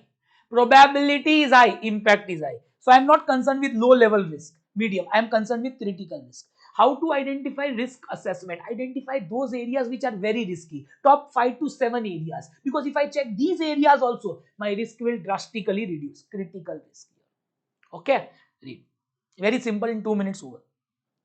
Identify the business risk relevant to financial reporting. Very simple. First, identify the risk relevant to financial reporting. Estimate the probability of risk. Estimate the impact of the risk. Very simple. Estimate significance means impact. Estimate the likelihood of occurrence means probability. And third, decide about actions taken to reduce the risk. Decide about actions taken to reduce the risk. Decide about actions taken to reduce the risk. Very, very simple. Okay, one more time. Risk assessment. Auditor shall obtain risk assessment. Identify the business risk relevant to financial reporting. Second, estimate the significance of the risk. Assess the likelihood of occurrence and decide about actions taken to reduce the risk. One last time, entities risk assessment. 4 points are there. Identify the risk relevant to financial reporting. Estimate the probability of the risk. Estimate the impact of the risk. Deciding about the actions taken to reduce the risk. Very simple. First point. Listen nicely. Last time. Identify the business risk relevant to financial reporting. What all risks are there relevant to financial reporting? Second, estimate the probability of their occurrence. Estimate the significance of their occurrence. Okay. Significance means how much important they are. Impact. And third, they decide about actions taken to reduce the risk. Over. Learn nicely. Small break, 5 seconds. Okay, identify the business risk relevant to financial reporting, assess the probability of the risk, assess the impact of the risk, deciding about actions taken to reduce the risk. Come here. Next, I will understand information system including related business process relevant for financial reporting. Okay. Third, after doing risk assessment, understand systems. Okay. Which system is used relevant for financial reporting? What is your finance system? Are you using Tally? Are you using ERP? Are you using Zoho Books? Okay. Which system? Information system including relevant business process relevant to financial reporting. Which system you are using for financial reporting? Come here. Auditors shall obtain understanding of information system including related business process relevant for financial reporting. We have to understand which system we are using for financial reporting. Very easy. Come here. How to understand? Auditors shall obtain understanding of information system including related business process. But which system? Relevant to financial reporting.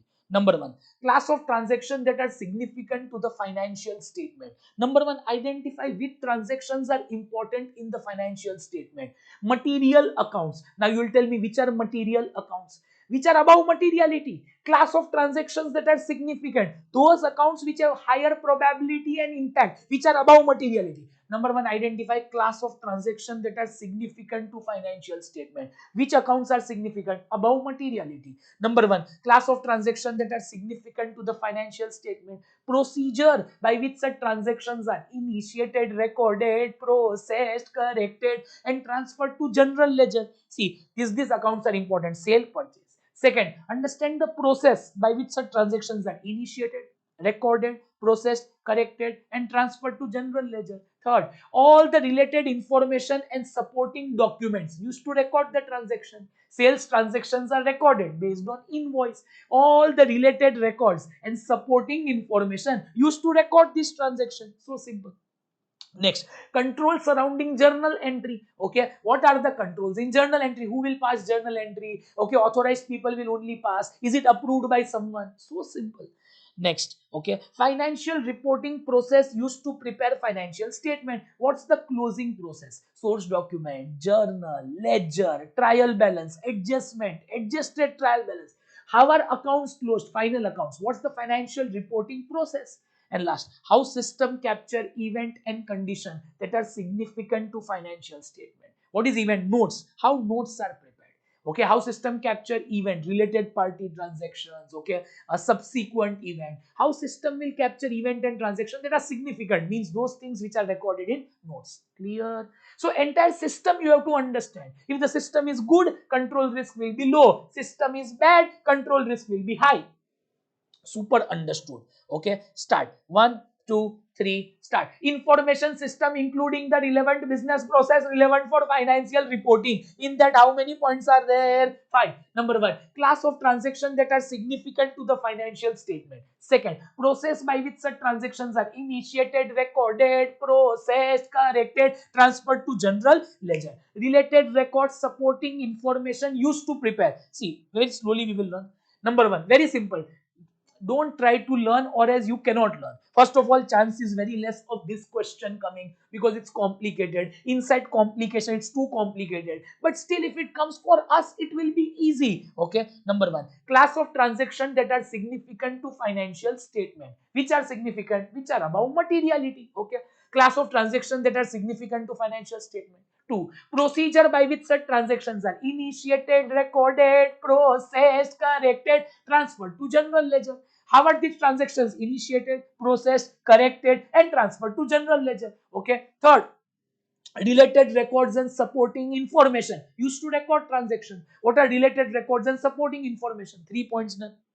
Number 1, class of transactions that are significant to financial statement. Process by which such transactions are initiated, recorded, processed, corrected, transferred to general ledger. Related records and supporting information used to record this transaction. 4th, control surrounding journal entry. Control surrounding journal entry. 4 points are done. Learn nicely. Class of transaction significant. How transactions recorded. Related records used to related records and supporting information. Journal entry. Break of 10 seconds.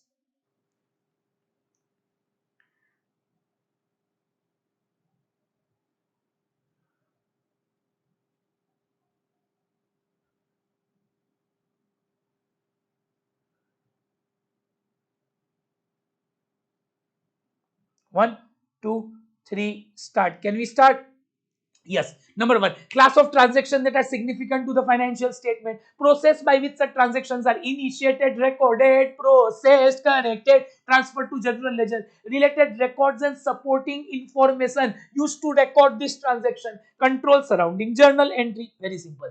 Entire process. Financial reporting process used to prepare financial statement. And last, how system captures event and condition that are significant to the financial statement. I hope you are clear. Super duper clear. Clear.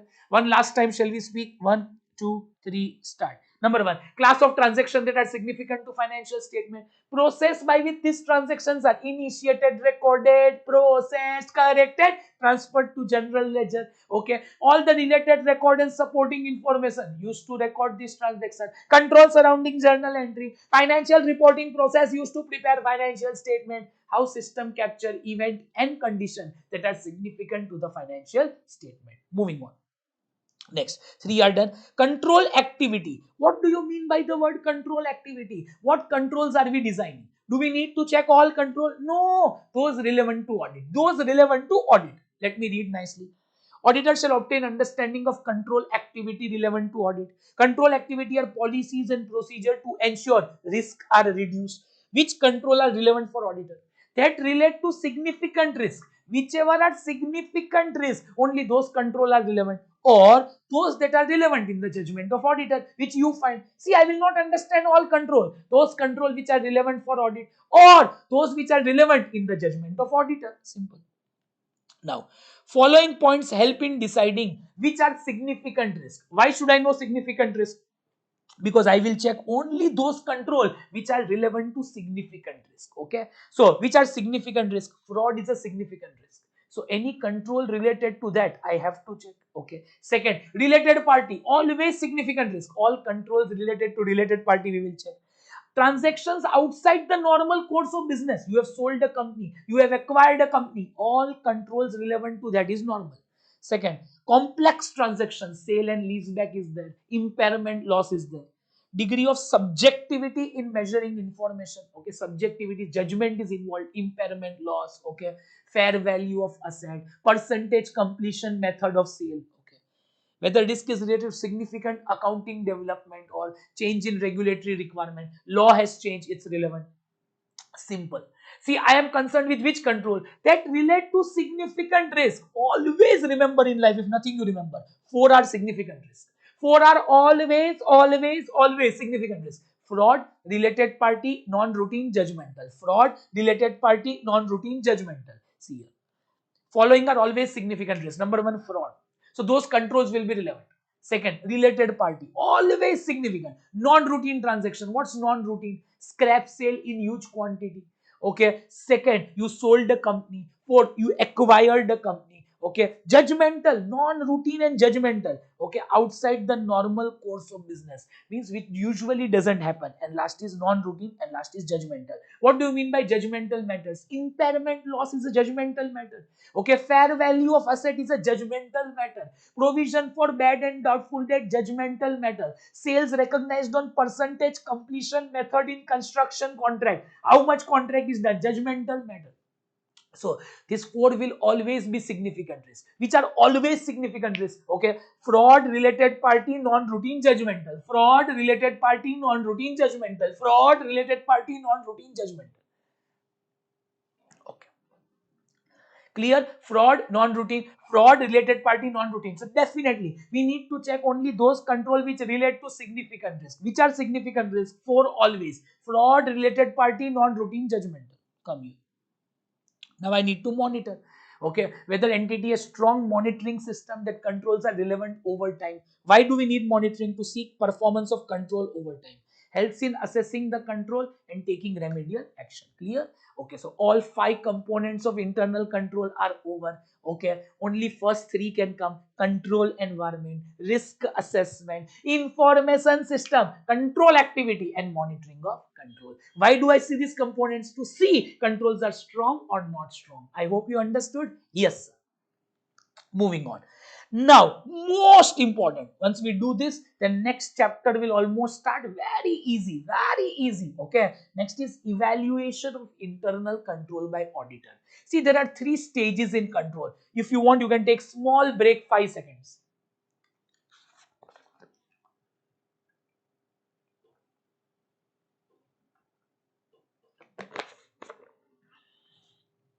Start. What are three stages? 1, 2, 3. What are three stages of internal control? Understand, evaluate, test. One more time. Understand, evaluate, test. One last time. Understand, evaluate, test. Understand the control. Number 2, evaluate the control. Number 3, test the control. First, in walkthrough. Walkthrough means I will do one transaction, understand the process, risk related to the process. What are the controls to mitigate the risk? I understood the controls. Now I will evaluate whether those controls are strong or not. After evaluate, I will go ahead and test the control. That is the last part we will study. Okay, understand, evaluate, test. Now there are four methods of evaluating the control. One more time. First, I understand the control. Okay, then I will evaluate and see whether it's strong or not. Okay, if it is strong, I will do test of control. Now, there are how many methods to evaluate internal control? Four. Come here. Formulate audit program after understanding internal control. You know what is audit program, right? Series of procedure to be done. But if my controls are strong, I will do less procedure. If my control is weak, I will do more procedure. There are four methods to evaluate internal control. Very simple. Narrative record. What is narrative record? It's in a paragraph form. It's a complete description of system as found in operation. Actual testing and work is necessary before you write a narrative record. In a paragraph form, you will write, this is how I feel sales control are. This is how I feel sales system is. But after checking only, you can write. It's a good method, not a bad method, okay? But usually used for smaller operations. What is the another problem here? If person will change, maybe control will change, but it doesn't document all that. So very simple. First method, paragraph form. It is a complete and exhaustive system as found in operation. Actual testing and operation are necessary before such record is developed. Good in cases where there is no formal system. And last, It's more suitable for small business. I will write in paragraph form all good for small business. Actual testing is necessary before I write my evaluation of internal control. But what if people will change? Control may change. Come to second flow chart. It's a graphical representation rather than understanding paragraph. In graphical form, I will explain entire system of sale, purchase. It gives bird's eye view, not possible in any method. In one page, see, narrative record can be 10, 12 page. In this, in one page, I will understand entire system. Okay. It is also necessary to for auditor to understand features of the system. Okay, entire system I will get in one page, so it's little good. Checklist and questionnaire, what's the difference? Checklist is filled by member of auditing staff. Okay, he will go to the client based on the on job requirement. He will prepare checklist. In purchase I will check this, in sale I will check this. Answer will be in yes, no, not applicable. If controls are good, yes, not good, no, and not applicable wherever. So it's basically filled by member of auditing staff. It is customized as per the requirement of the client. Okay, your answers are in yes, no, not applicable. Wherever there is no, we will discuss with our principal and then decide whether controls are strong or weak. What is ICQ? Internal Control Questionnaire. Two words. It's most widely used as per textbook. Most widely used is ICQ. What is ICQ? It's a detailed question. In sales, 100 question. In purchase, 100 question. In inventory, 100 question. In HR, 100 question. I will give it to whom? It might be more also. I will give it to them. It will not be filled by auditor staff. It will be filled by the client. Then client will give it to concerned department heads or department people who will fill it. And then we will return it back to the auditor. Auditor will see if there are any questions. We can meet those department people and solve it. Here also answer will be in yes, no, not applicable. Wherever there is no, I will discuss. Yes means controls are good. See, series of questions. It's most widely used for collecting information about internal control. It is given to client. Client will get it filled from executives and employees. Understood?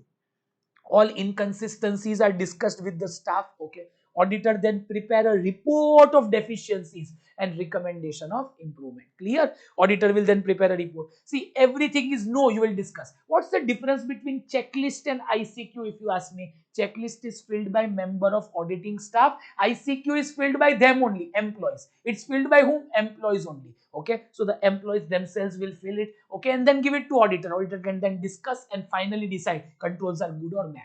4 methods of evaluating it, and it's much more detailed. ICQ is much more detailed. There can be irrelevant question also. What are 4 methods for evaluating internal control? Narrative record, flow chart, checklist, questionnaire. Narrative record, flow chart, checklist, questionnaire. Tell me number one. What do you mean by the word narrative record? It's in a paragraph form. Okay. If you want a diagrammatical presentation, flow chart is the best. Okay. Member of auditing staff, checklist. Okay. Most widely used, much more detailed. They will fill questionnaire, internal control questionnaire. Tell me, what are the benefits of evaluating internal control? Why do I evaluate the internal control? Tell me, what's the benefit of evaluating internal control? Okay, very, very simple. Okay, with the help of evaluating, I will know adequate internal control system is in use and operating as planned. If my controls are good, internal control system is good. Okay, second, effective internal audit department is there. If control is good, internal audit department is good, means they are giving regular suggestions. Okay, third, by evaluating I will know areas where control is weak and where it is excessive. Okay, if the control is weak, I will do more procedure. If weak, I will do less. If strong, I will do less procedure. Areas where control is weak and excessive, extent and depth of examination he needs to carry out in different area. Tell me, my depth will be more where controls are weak, my depth will be less where controls are strong. Okay, what should be the audit technique and procedure in the given circumstance? Remember, there is only two procedure: rely on control, not rely. If controls are good, I will rely, substantive will be less. If controls are weak, I will not rely, substantive will be more. I hope you understood. Yes, sir. Okay, extent and depth of examination he needs to carry out in different areas. These 3 points are very good. Areas where control is weak, where it is excessive extent and depth of examination he needs to carry out in different areas. What should be the audit technique and procedure in given circumstance? All 3 points are related. One more time: area where control is weak, where it is excessive. Based on that extent and depth of examination he needs to carry out in different area, what should be the audit technique and procedure in the given circumstance? Last three: whether control can safeguard the asset, whether controls can stop the asset, whether controls can safeguard asset. If it cannot, whether errors and frauds are likely to be located in the business. If controls are not strong, error, fraud can happen. Whether worthwhile, if error, fraud happen, whether suggestions can be given to improve control system, then controls are good, otherwise they are bad. What are the benefits of evaluation of internal control? Tell me, what are the benefits? Huge list. Very simple. First 2 point, then 3 point, then next three. Super easy. If 5 you remember, then also it is good. Benefits of evaluation of internal control: whether adequate internal control system is in use and operating as planned. Second, okay, whether effective internal audit department is there or not. Learn 2 points. Whether adequate internal control system is in use and operating as planned. Whether effective internal audit department is there or not. Learn nicely. Clear? Whether adequate internal control system is in use and operating as planned. Whether effective internal audit department is there or not. Third, areas where control is weak and where it is excessive. Areas where control is weak and where it is excessive. Extent and depth of examination he needs to carry out in different areas. Okay. What should be the audit technique and procedure in the given circumstance? Learn 3 points. Very easy. Areas where control is weak and where it is extensive.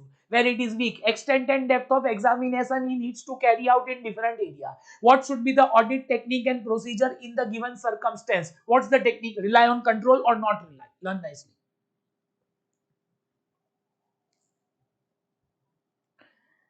Clear? Now last 3 points.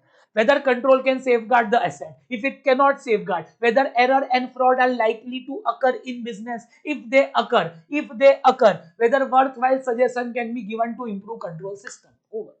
Whether control can safeguard the asset. Second, whether if they cannot safeguard, if errors and frauds are likely to occur in business. If they occur, whether worthwhile suggestion can be given to improve control system.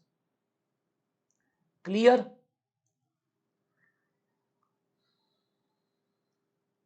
Okay, one last time. Let's learn it. Let's learn it. What are benefits of evaluation of internal control? Whether adequate internal control system is in use and operating as planned. Areas where control is weak and where it is extensive. Okay, sorry. Whether adequate internal control system is in use and operating as planned. Whether effective internal audit department is there. Areas where control is weak, where it is extensive. Extent and depth of examination he needs to carry out in different areas. What should be the audit technique and procedure in the given circumstance? Last, whether control can safeguard the asset. If it cannot safeguard, whether errors and frauds are likely to occur in the business. Last, whether worthwhile suggestion can be given to improve the control system.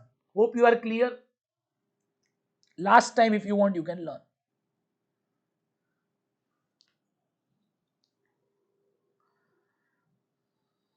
First 2 points are the easy, sir. Okay, last. Small break, 5 seconds, 10 seconds.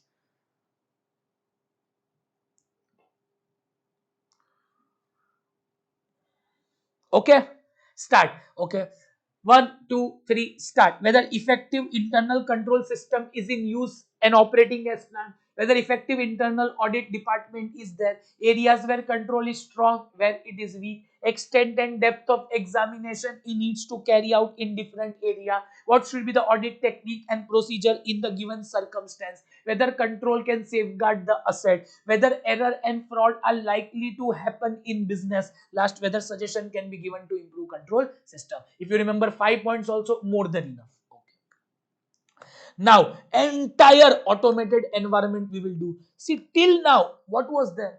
Very superb, very amazing, very nice, understood. Okay, why are we doing all this? To understand control risk. But these days, there are companies like, let me take 5 companies. Amazon is there, Flipkart is there, okay, Make My Trip is there, Go Ibibo is there, Zomato is there, Uber is there, Blinkit is there. These companies are not manual.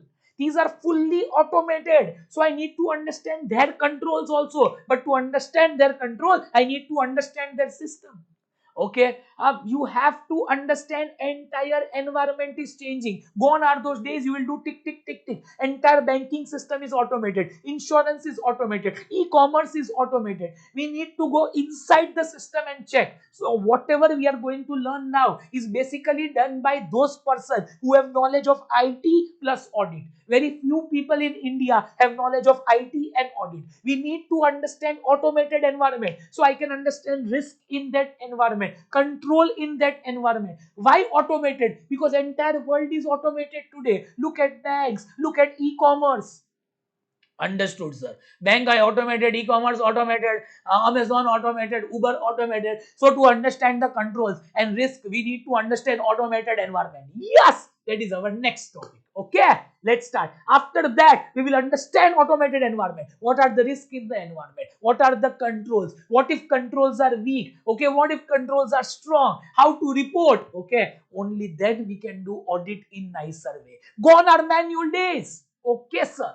So we need to understand the automated environment. Companies like Ola, Uber, Zomato, Swiggy, Blinkit, okay, all these are following automated environment. Look at the banks today. Everything is automated. So if I want to understand them, I don't need to understand normal. I need to go inside the system, understand the system. And who will do this? Those who are champion in IT plus also have the knowledge of audit. So it's two in one combo. Let's start. What is automated environment? It is basically a business environment where code, processes, operation, accounting, decision are carried out by computer system, also known as IT system. Let's take example. Automated environment is a business environment where code, what is P? Processes. HR is a process, sales is a process, purchase is a process, recruitment is a process, processes. Operation means what?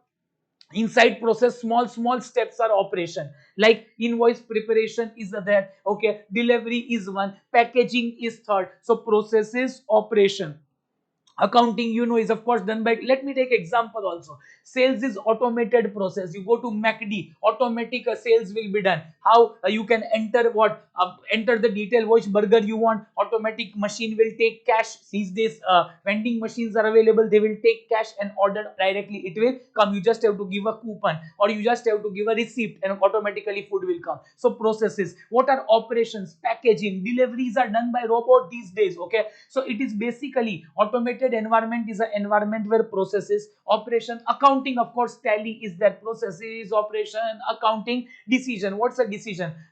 Amazon delivery, within how many days it will come, whether to give goods on credit or not. Okay, if loan is sanctioned to this customer, how much amount should be sanctioned? Uber will come in how much time? We don't need to call on the spot. It will come in 4 minutes and it comes also. It's a decision. So automated environment is an environment where processes, operation, accounting, decision are carried out by computer system, also called as IT system. Very briefly learn, 2 seconds. It basically refers to a business environment where code, processes, operation, accounting, decision is carried out by computer system, also known as IT system. Come here.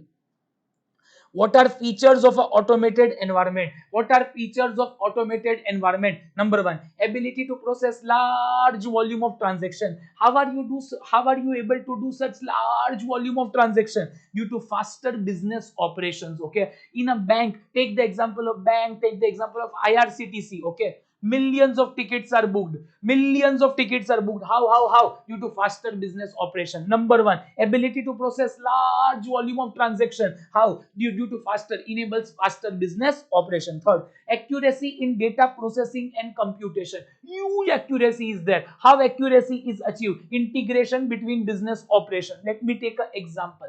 As soon as you withdraw money, automatic balance is deducted in ATM. You deposit money, automatic it is added because everything is linked. Let's take another example. As soon as you pass entry of purchase, automatic inventory will include.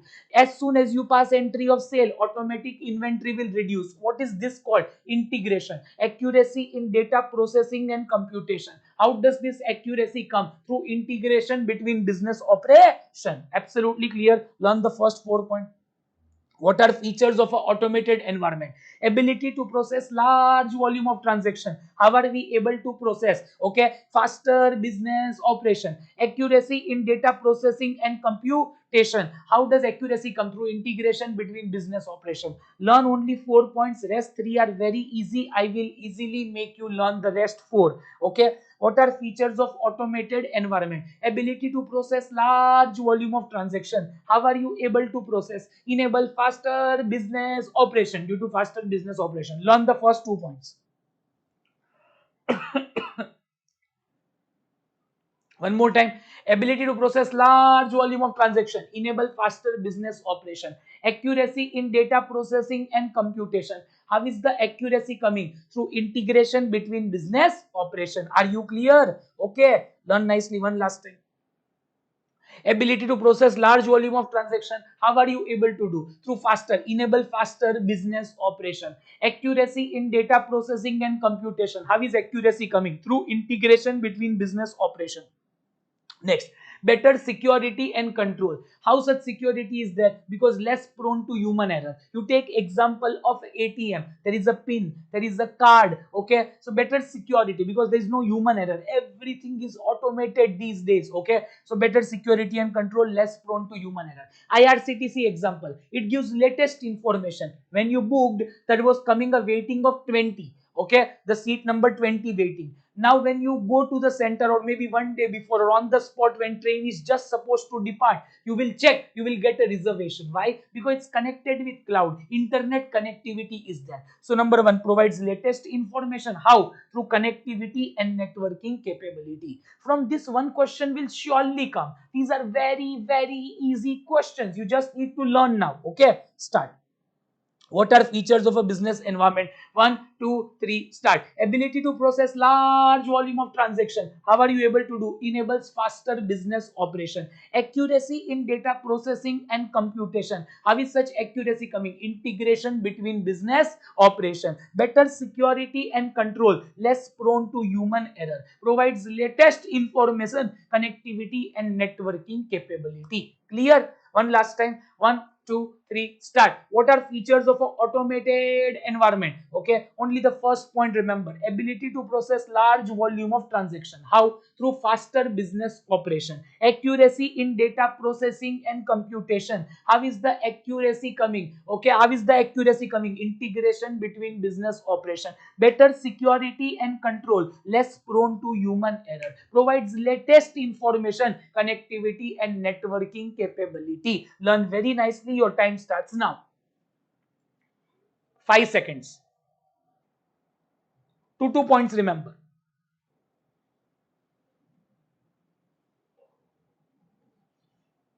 Done. 1, 2, 3, start. Ability to process large volume of transaction. How are you able to process? Through faster business operation. Accuracy in data processing and computation. Integration between business operation. Okay. Next, better security and control. Why? Due to less prone to human error. Provides latest information, connectivity and networking capability. Come here now. Understanding of IT environment asked multiple times. We have to understand how IT environment is organized, IT dependency, IT activities. Okay, if we understand IT environment, we can know the risk. If risks are more, I will not rely on a control. Okay, very simple. Understand the IT environment. So understanding IT environment means how IT department is organized, IT activity, IT dependency, IT risk and control. Come here. Number one, in IT, whenever I understand IT environment, I need to see information system being used. Which system we are using? Are we using Tally, ERP, Zoho Books, QuickBooks? Okay, information system being used. Second, their purpose. Is the system used for financial part or non-financial? I am only concerned with financial, not with production, marketing, HR. Their purpose. Third, location of the system. Is it a global system or local? Means we have 30 branches. All branches have different system, or there is one. If there is one, it's easy. I need to understand only one system. Second, architecture. Is it client server? What is client server? YouTube is one client. We all are server. Is it an app based system? Is it client server? Third, then architecture is done. Yeah. Version. What's the version? Sometimes if we have tested the last version, we don't need to test again. Okay, if the version has changed, of course we need to check. Okay, interface within the system. Is my system linked with someone? Let's take example. When you upload photo in Insta, automatic it uploads in Facebook. Both are linked. When you make payment in Uber, okay, automatic Uber payment is done through Paytm. Both are linked. So does our system have interface with other system? Then we need to check that other system also. Interface within the system. Is it an in-house software or ready-made? If in-house is there, I need to check everything. If ready-made is there, I must have already checked. Or I can get certificate from the person who made that, whether the controls of that are proper or not. So in-house versus package. Interface within the system. Outsourced activity. Have I outsourced my IT outside? Then I need to see whether outsourced activities are proper. And key person, I need to understand who is the CIO, Chief Information Officer, Chief Information Security Officer. All this is documented in a standard form, standard template. Okay, let me speak one last time. Understanding the IT environment. 9 points. It's very simple. Definitely it can come. Number one, information system being used. Their purpose, location of the IT system, architecture, version. Just remember 6 points. Okay. Information system being used. Their purpose, location of the IT system, architecture, version, interface within the system. So simple. One more time. Information system being used. What is their purpose? Location of the IT system, architecture, version. Only remember 5 points. Over. Information system being used. Their purpose, location, version, architecture. Clear till here? Now double I. Interface within the system, in-house versus package. Interface within the system, in-house versus package. Outsourced activity, key person. Outsourced activity, key person. Superb. Over. One last time we shall speak. Okay. 1, 2, 3, start. Okay, understanding IT environment. I will see how IT department is organized, IT activity, IT dependency, information system being used, their purpose, location, architecture, version. One more time. Information system being used, their purpose, location of the IT system, version, architecture, double I, interface within the system, in-house versus package, location of the IT, sorry, that is the in-house versus package, outsourced activity, key person. Last time read 10 seconds.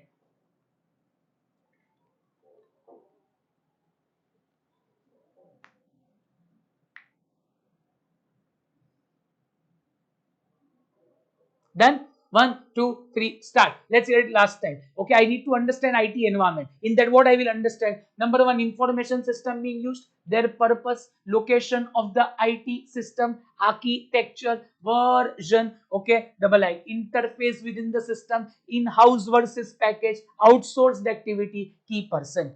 Now let's go ahead. Okay. Now after understanding IT environment, we need to understand the risk. We need to understand the risk. Okay. And auditor will understand what are the risks in IT. Okay. 1, 2, 3, start. I understood IT environment. What are the risks? If you want to understand risk, one's very simple.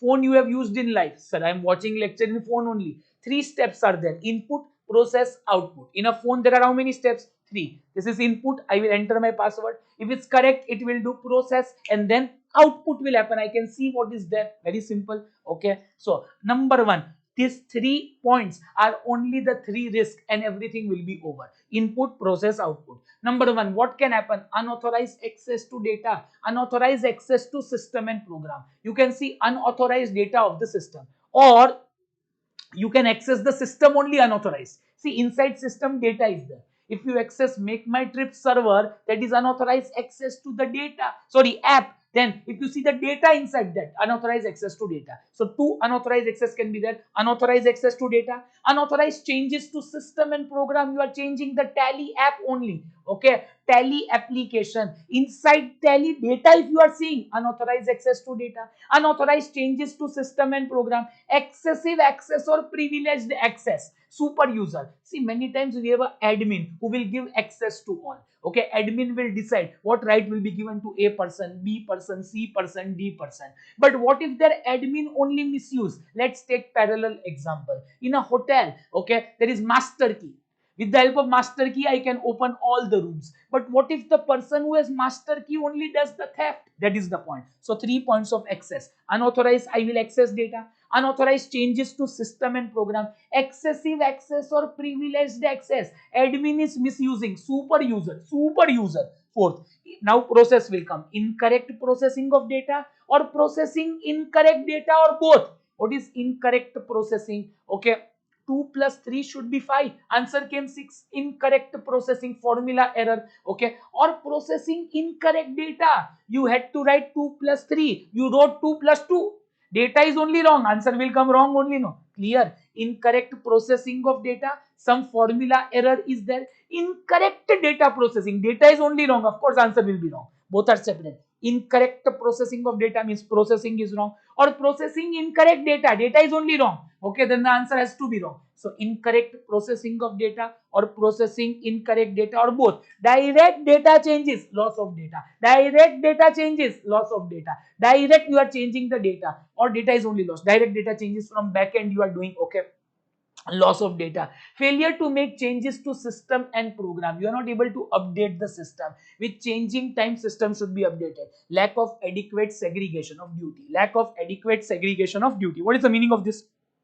Work of one person should be reviewed by another. Work of one, but there is no maker checker, so that is also a risk. I hope you understood. Okay, let's learn very nicely. See, till 6 points it's very easy. Only 2 you need to remember. What are the risks by using the IT system? What risk can come when we use automated environment? Very simple. Unauthorized access to data, unauthorized changes to system or program, excessive access or privileged access, super user. Okay, now incorrect processing of data or processing incorrect data or both. Direct data changes, loss of data. Direct data changes, loss of data. Failure to make changes to system or program, and segregation of duty. Lack of segregation of duty. Lack of adequate segregation of duty. Segregation of duty means work of one is checked by another. That is also not there. Learn nicely, super easy according to me. Last time, unauthorized access to data, unauthorized changes to system or program, excessive access or privileged access, super user, incorrect processing of data or processing incorrect data or both, direct data changes, loss of data, failure to make necessary changes to system and program, lack of adequate segregation of duty. Learn. Small break, 10 seconds.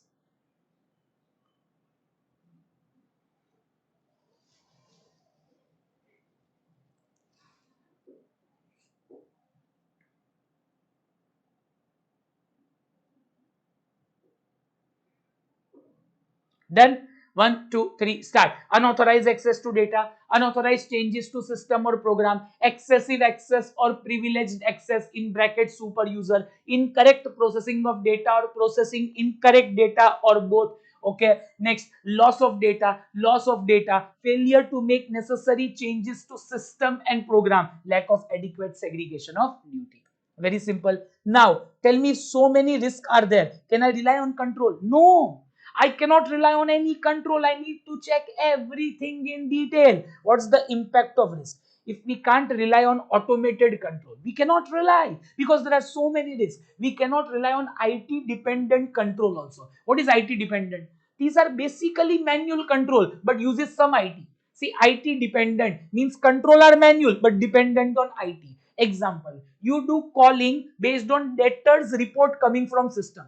Debtors outstanding report comes from system and you do calling. Now understand, if system is only wrong, debtors report will also be wrong, calling also be wrong. Okay, calling will also be wrong. So always understand, when there are so many risks, I cannot rely on automated control, I cannot rely on IT dependent control. I need to check everything in detail. Second, tell me, substantive audit will be more or less? Of course more. I cannot rely on data given by system. Everything needs to be checked in detail, and then I will report. Report we will of course read later. Communicate with those charged with governance and issue modified report. What is modified? Qualified, disclaimer, adverse. What to communicate, that we will see multiple number of times in different chapters also. Clear? Come here.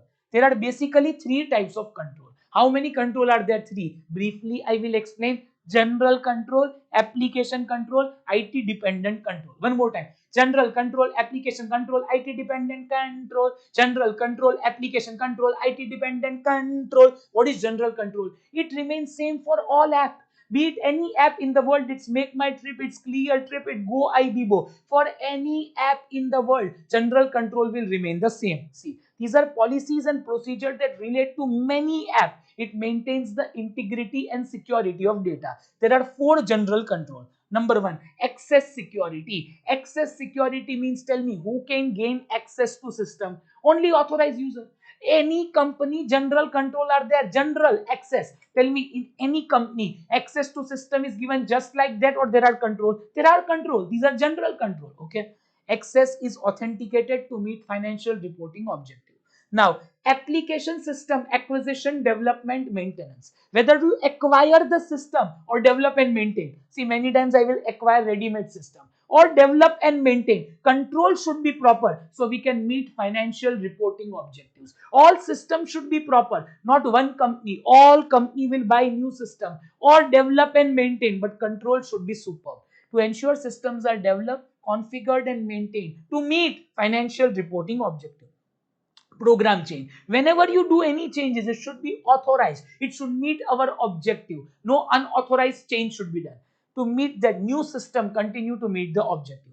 Data center, to ensure everything is stored in data center, to ensure production system are designed to meet financial reporting objectives. See, ultimately what we want, financial reporting. So what are general control? Same for all. Access security, tell me, be it one app or any app, Make My Trip, Paytm, Go Ibibo, access security is in all. So number 1, how to remember in 1 second?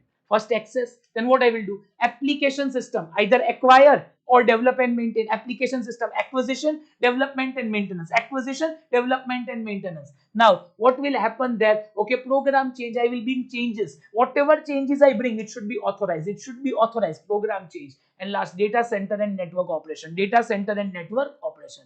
These controls are general control because they apply to all apps. Be it Make My Trip, be it Clear Trip, be it Go Ibibo. Any app in the world, this control will remain same. How many control? 4. Only MCQ can come. Access security, application system acquisition, development, maintenance. What I will do with system? Program change, and everything is stored in data center. Very simple. Last time, access security, application system acquisition, development, maintenance. Okay, then what I will do? Program change, data center and network operation. Learn nicely. Small break, 5 seconds. Done? Okay. Access security, application system acquisition, development, maintenance, program change, data center and network operation. Now come to next, application control. These are both application and manual control. Application control are those control which change from app to app. Okay. Different for Make My Trip, different from Paytm, different for Go Ibibo, different for different company. Okay. These are built into the app to see everything is proper or not. Okay. Example, in the app, we have what? Few example. Okay, mandatory fields are there. If you don't enter your roll number, if you don't enter your phone number, if you don't enter your address, hall ticket will not come. Mandatory field. Reasonableness check. Many gaming websites are there. Above 18 only allowed. Reasonable. So if your age is below 18, it will not accept. Okay. So these are, every app has different control. This change from app to app. General control remains same for all app. Last, IT dependent control. These are basically manual control but use IT. I already took example. Okay, calling done based on system report. Debtors calling based on system report. Manual control calling but dependent on system report. Okay, so that is IT dependent control. Basically manual control but uses some form of IT. Now always remember, okay, application and IT dependent control will be effective when general control are effective. These both are children. Children will be good when parents are good. So general control is parents. Okay, these remain same. Every company has to follow general control. Application control and IT dependent control keep on changing from app to app. They will be effective when dash are effective. Tell me what? General control. Clear? So if general control are effective, application and IT dependent are also effective. Moving on. Now, there are several methods to test the control. If I want to test the control, let's name a control. Discount will be given by store manager. It's a control. How to check? Number 1, inquiry I will do. I will ask any person. Okay, whenever we want to give discount in Big Bazaar, who will give? They will say, store manager, store. Very easy. Inquiry is very, okay, a very efficient method because it takes very less time. You ask someone who will give discount, store manager, over. Very efficient method but not effective. Why? We will not get true evidence. How they will lie? Okay, they will never lie to auditor. No, no, discount is not given by store manager. Many times if he is absent, given by other person also. No, they will not lie. So which is the most efficient method? Means less time consuming inquiry but least effective. It will not give us the best evidence. If you want best evidence, it's reperformance. Reperformance is the most effective method but least efficient. What is reperformance? Auditor's independent execution of procedure that were performed as part of entity's procedure. Means I will do the same control again which entity has done. Example, depreciation rationalization. We are saying depreciation is 42 crore. What I will do? What I will do? What I will do? Depreciation is 42 crore. What I will do? Take 1 asset, 2 asset, 3 asset, 4 asset, 5 asset, 6 asset, 7 asset, 8 asset. Make a list and take the rate of depreciation. If it is coming 42 crore, reperformance, auditor's independent execution of procedure that was a part of entity procedure. I will get, if the answer is matching, I will get the best ever satisfaction in this world. So which is the best method? Tell me. Okay, least, most efficient method. Okay, most effective method is reperformance but least efficient because it takes lot of time. Very simple. So tell me, inquiry is most efficient, very less time consuming but least effective. Reperformance, very effective method. If you are doing, comfort will be very high but least efficient. Why? Because it takes a lot of time. Okay, observation is also a method. Looking at, see, store manager is giving discount or not, you silently observe. Inspection is checking documents. Okay, checking. So they are saying, which is the best method? Tell me. There are 4 methods to test control. REO, reperformance, inquiry, inspection, observation. These methods we will study tomorrow in detail. What are the methods to test control? REO, reperformance, inquiry, inspection, observation. Reperformance, inquiry, inspection, observation. Reperformance, inquiry, inspection, observation. Quick MCQ. Which is the most effective method? Reperformance. But most efficient method? Inquiry. Which is the best method? Is auditor's judgment. Who we are to tell auditor? Auditor judgment. But they are saying, okay, which method to use? Auditor judgment. However, inquiry in combination with inspection. Okay, you do inquiry and check documents. That's most effective and efficient evidence. Okay. Some more methods are, if in your book more methods are there, they have deleted everything. Only 3 points are kept here. Some more methods for testing are only 3 points now.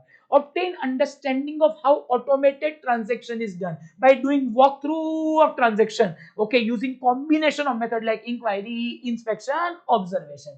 Do walkthrough of one transaction. What is walkthrough? From starting to end. Check one transaction in detail. Okay, I told you that is walkthrough. Okay, by using combination of method like inquiry, inspection, observation. Okay, obtain understanding of how automated transaction is done by doing walkthrough of transaction using combination of method like inquiry, inspection, observation. 2. Observe how user does transaction under different scenario. When discount is given, how transaction is done. When it is not given, how it is done. Last, inspect the configuration in an app. In every app, see the codes. How are the codes? Okay, coding is proper or not. So some more methods are 3 points. Obtain understanding of how automated transaction is done by following combination of method like inquiry, inspection, observation. Okay, observe how user does transaction under different scenario. And last, inspect the configuration in the app. Inspect the configuration in the app. Learn nicely. Your time starts now. Very easy. If you cannot learn also, okay, very simple.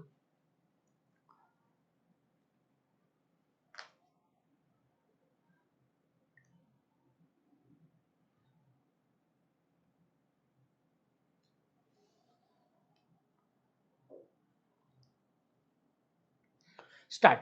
Okay, some more methods are obtain understanding of how automated transaction is done by using combination of method like inquiry, inspection, observation. Observe how user does transaction under different scenario. Inspect the codes in the app. Configuration is codes. Okay, come here now.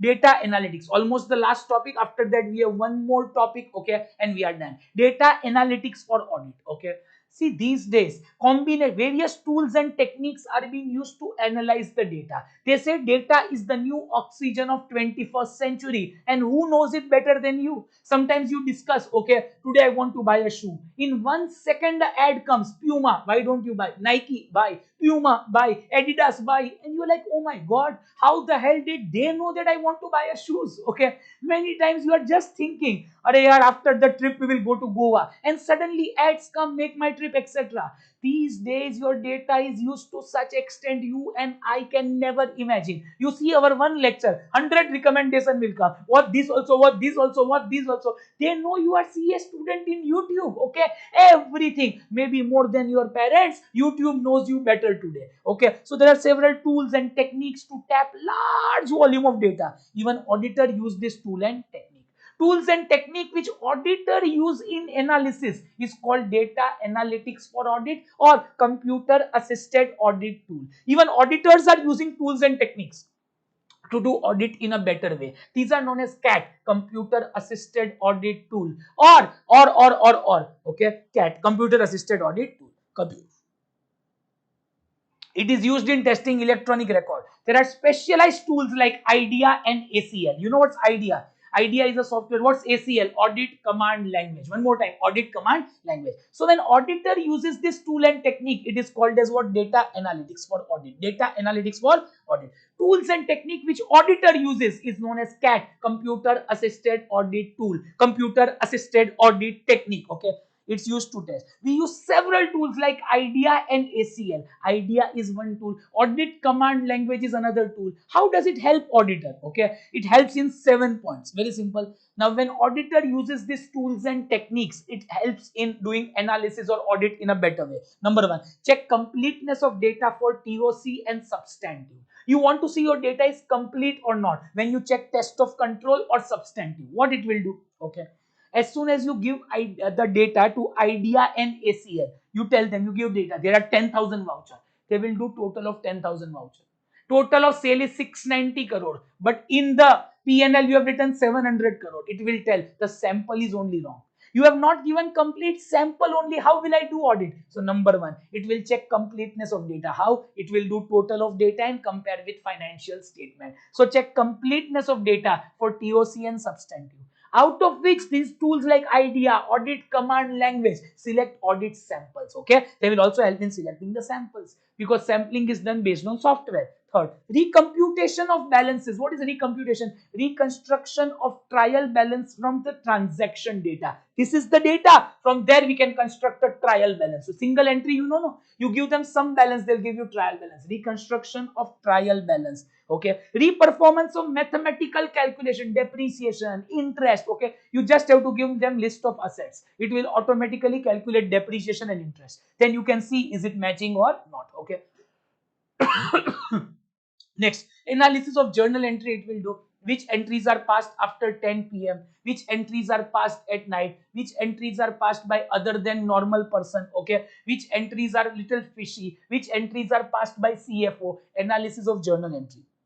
Out of which you can find out fraud investigation, and evaluating impact of control deficiency. What's control deficiency? When a control cannot prevent or detect and correct material misstatement. Okay, if the control is not strong enough to stop the mistake, that's control deficiency. So it will evaluate the impact of control deficiency. Very simple, in 1 minute over. Tell me, today auditor uses the tools and technique is known as data analytics for audit. Okay, the auditor uses the tool like IDEA and ACL for what purpose? Very simple. Remember first 4 points. Check completeness of data for TOC and substantive. From the same data, select audit sample. Double R. Reconstruction of balances. That is reconstruction of trial balance from the transaction data. Reperformance of mathematical calculation, depreciation, interest. Learn nicely. 4 points.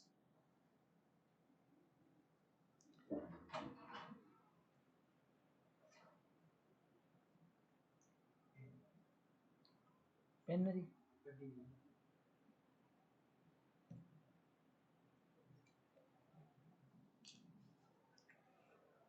Done. Check completeness of data for TOC and substantive. Out of the same data, selection of audit sample. Reconstruction of balances. Reconstruction of trial balance from transaction data. Reperformance of mathematical calculation, depreciation, interest. Last 3 point. Analysis of journal entry. Out of those journal entries are passed after 10 p.m., passed other than normal computer, passed by CFO, suspicious entry, we can know fraud investigation. And last, evaluating impact of control deficiency. Evaluating impact of control deficiency. Last time we will speak. Okay, tell me, why are these tools used? To check completeness of data for TOC and substantive. Out of same data, selection of audit sample, reperformance of mathematical calculation like depreciation, interest, reconstruction of balance, reconstruction of trial balance from transaction data, analysis of journal entry. Out of the same entry, fraud investigation, evaluating impact of control deficiency. Now I will report the findings. Always remember, if there is a normal, see, deficiency means what? When control cannot prevent or detect and correct material misstatement. Normal deficiency significant. What significant deficiency? If probability and impact is very high. See, if the chance of mistake is very high, normal deficiency will be reported to management. But whenever there is significant deficiency, what is significant deficiency? It will come later also. But I am telling you, if the probability and impact is high, due to this weakness in control, the loss will be, probability is also high, amount is also high. It's a significant deficiency. It will be reported to both management and TCWG in writing. In writing, normal deficiency, see here. At the conclusion of the audit, why did I do all such things? To find out deficiency. Normal deficiency will be reported through MCQ will come, internal control memo, management letter. But significant deficiency in writing. In writing. What is deficiency? If control cannot prevent or detect and correct material misstatement. With this, we are done with this chapter also. This was earlier a separate chapter. Last part is pending. But before that last part, I think this was also pending.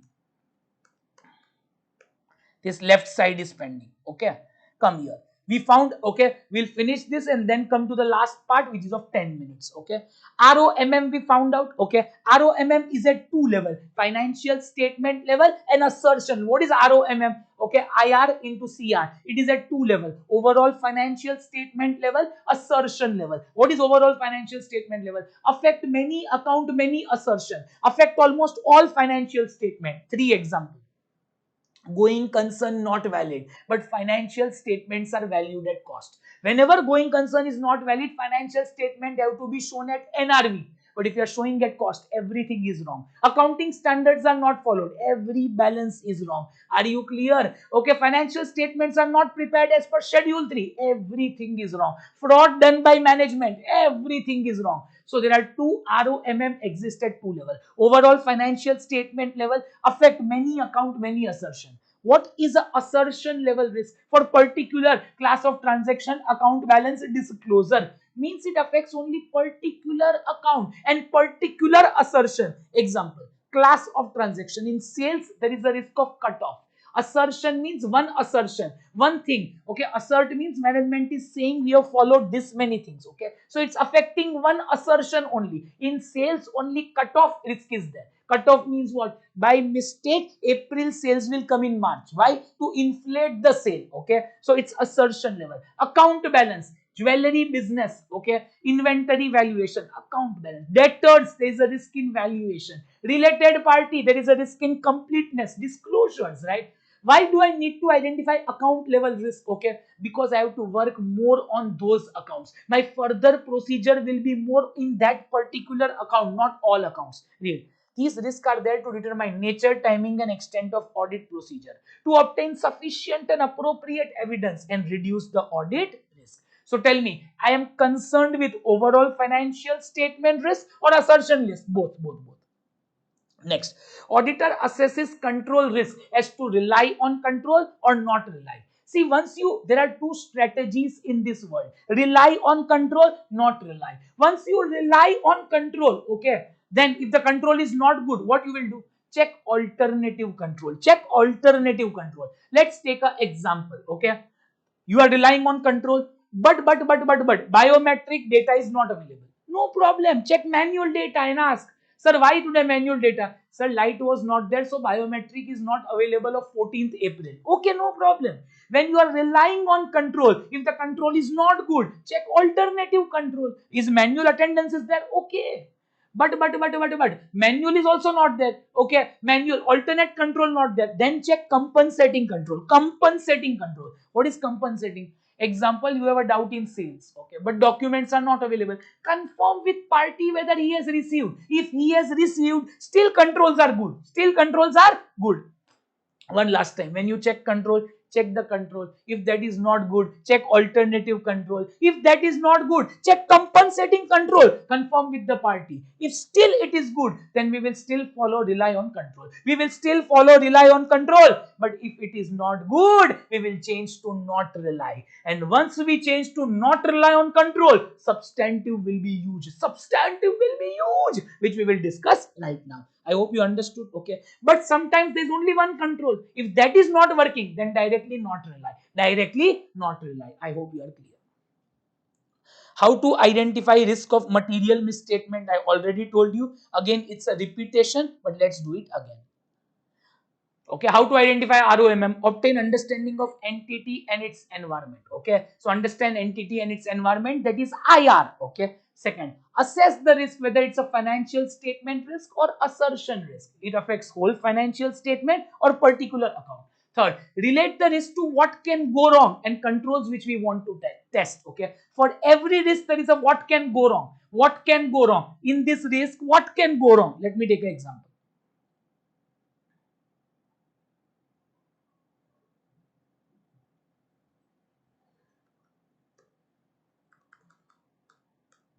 See here. What can go wrong? If accuracy risk is there, revenue can be recorded at incorrect price. Then what is the control? You will ask them, sorry, accuracy. What if revenue is recorded at wrong price? What control you have? They will say logistic manager will review the invoice before revenue is recognized. There is a person who will check. This is the control. Okay. So for every risk, relate the risk to what can go wrong, taking into account relevant controls which we want to test. And last, consider the likelihood and impact of misstatement. What is likelihood, probability and impact, and see whether it can become material misstatement. Understood? Yes, sir. Unlimited times. 1, 2, 3, start. How to identify and assess ROMM? Obtain, first, very simple. Obtain understanding of entity and its environment, including relevant control. Very simple. Obtain understanding of entity and its environment, including relevant control. Second, assess whether it is a financial statement risk or assertion risk. Whether it is a financial statement risk or assertion risk. Third, relate the risk to what can go wrong. From this risk, what can go wrong, taking into account relevant controls which we want to test. And fourth, consider probability and impact of misstatement and see whether it can become material misstatement. I hope you understood. Read nicely. One last time. Obtain understanding of entity and its environment, including relevant control. Second, see whether it is a financial statement risk or assertion risk. Relate the risk to what can go wrong and relevant controls which we want to test. Last, consider probability and impact of misstatement and see whether it can become material misstatement. Understood? Yes, sir. Read nicely.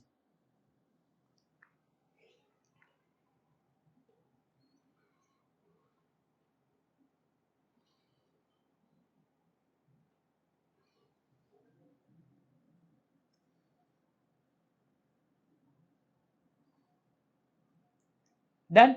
1, 2, 3. How to identify ROMM? Obtain understanding of entity and its environment, including relevant control. Second, see it is a financial statement risk or assertion risk. Third, relate the risk to what can go wrong at the assertion level. Third, consider probability and impact of misstatement and see whether it can become material misstatement. Last point. We are almost done. Not almost, done only. Last question is there. Come here. Audit procedures, very, very important. Come here, come here, come here. I will take 5 minutes, okay, because it's very important. If you want, you can take small break, 2 minutes, and then see if you want. Okay, start. Come here.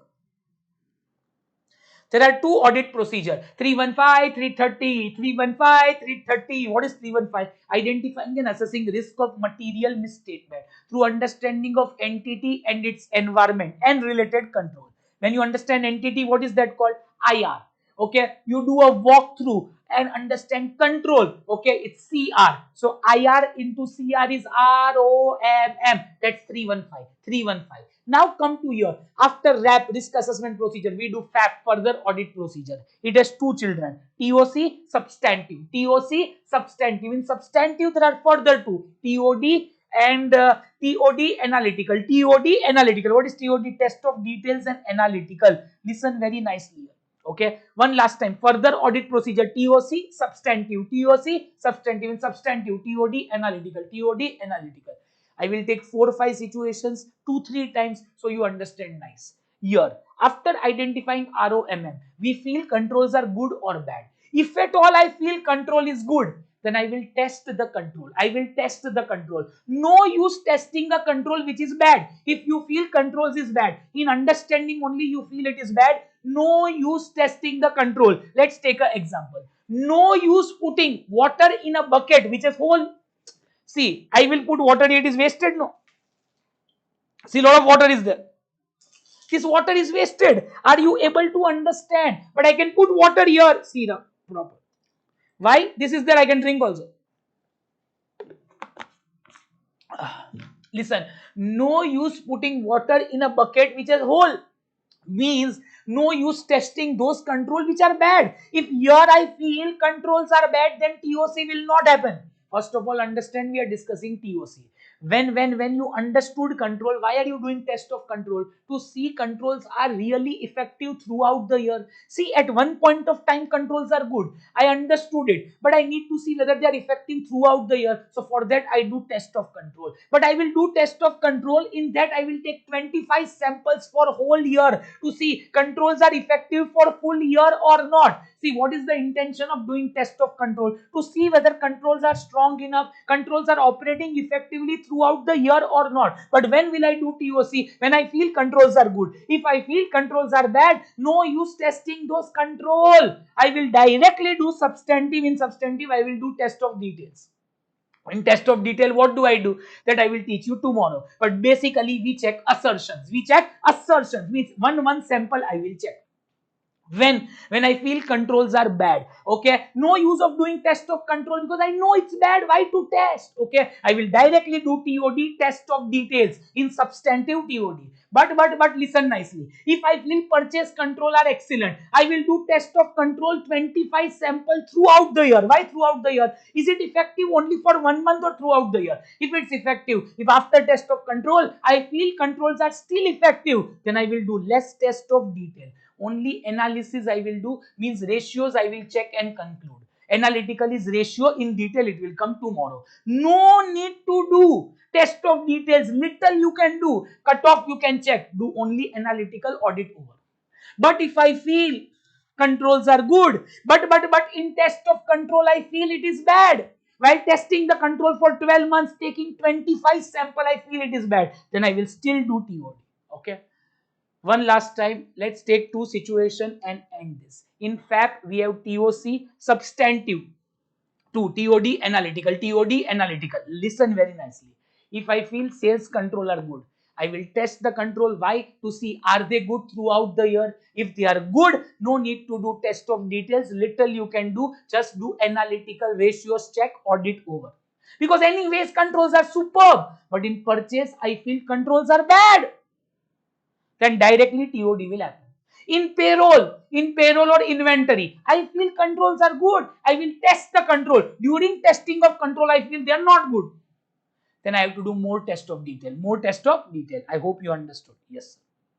So one last time. RAP, FAP. In FAP, TOC, substantive. TOC, test of control, substantive. In substantive, TOD, analytical. I hope you are clear. But now we are just ending, guys. Over. See, audit procedures are there too. RAP, FAP. In FAP 2, TOC and substantive. Substantive is 2, TOD, analytical. What is test of controls? Okay. What is test of controls?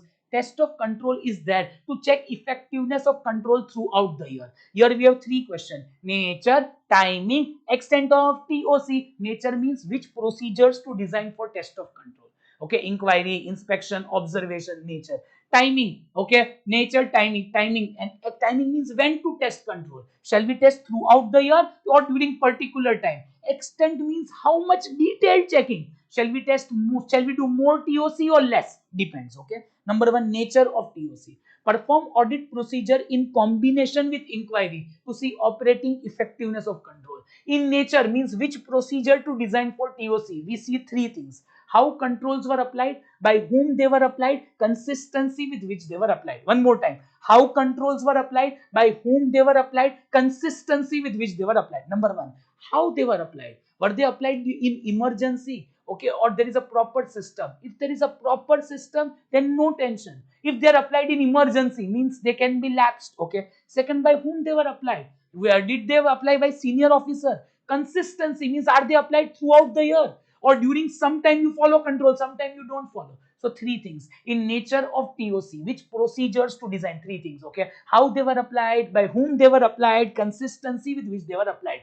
When you do nature of TOC, how they were applied, by whom they were applied, consistency with which they were applied. How they were applied, by whom they were applied, consistency with which they were applied. How they were applied, by whom they were applied, consistency with which they were applied.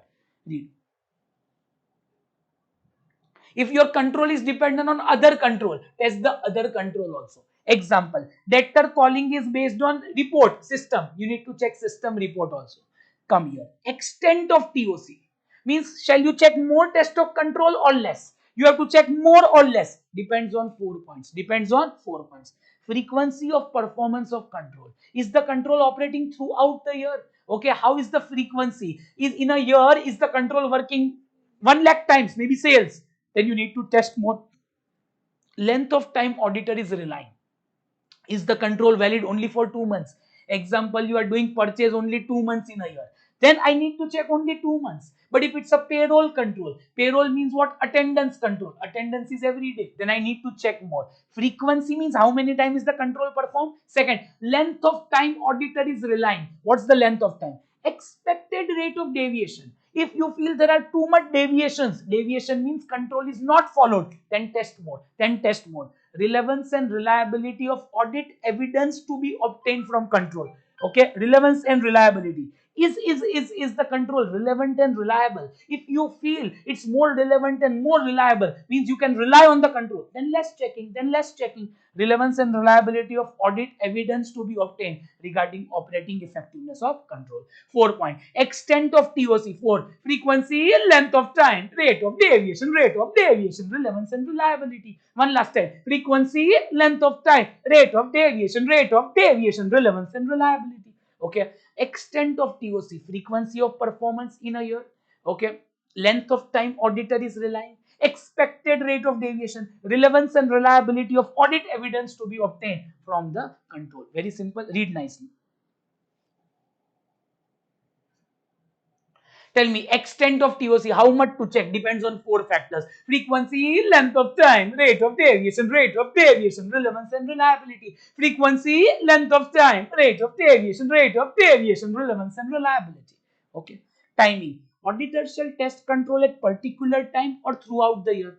That depends. If it's an attendance control, you need to check for all 12 months. If purchase is done only twice a year, then check only 2 times in a year this control. Okay. So you have to see auditor shall test control at particular time or throughout the year.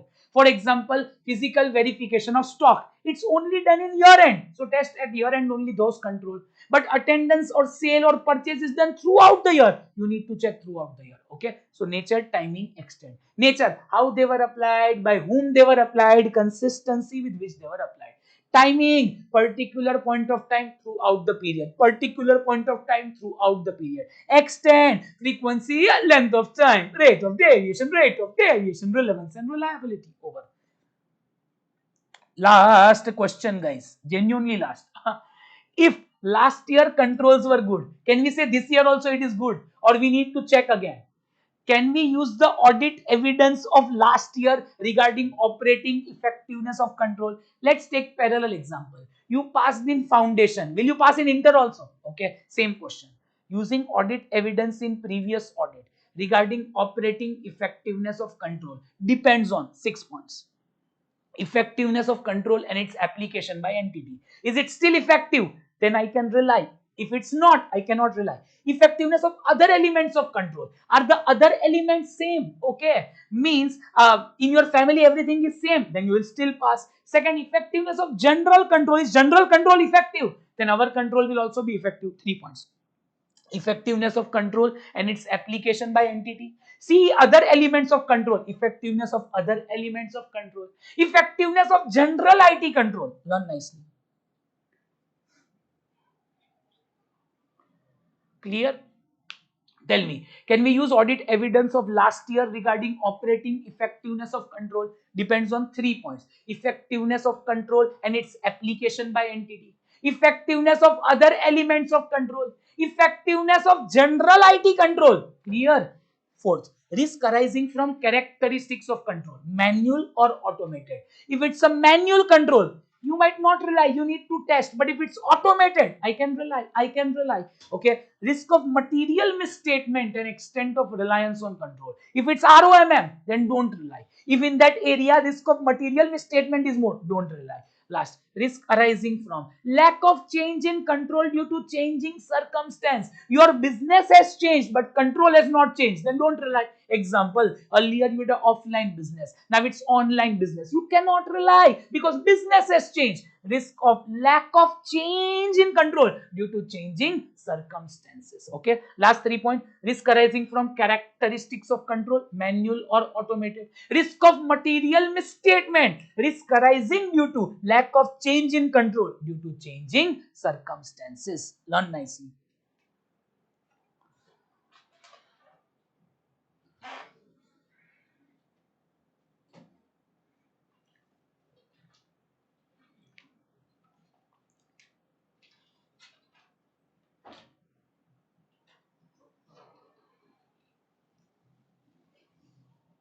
Done?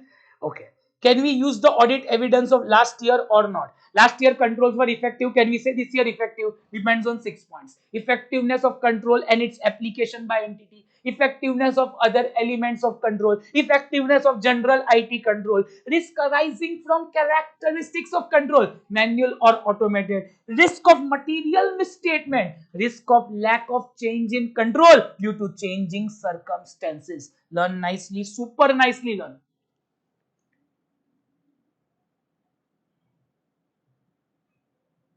Done? 1, 2, 3. Last year controls were good. Can we rely this year? Effectiveness of control and its application by entity. Effectiveness of other elements of control. Effectiveness of general IT control. Risk arising from characteristics of control, manual or automated. Risk of material misstatement.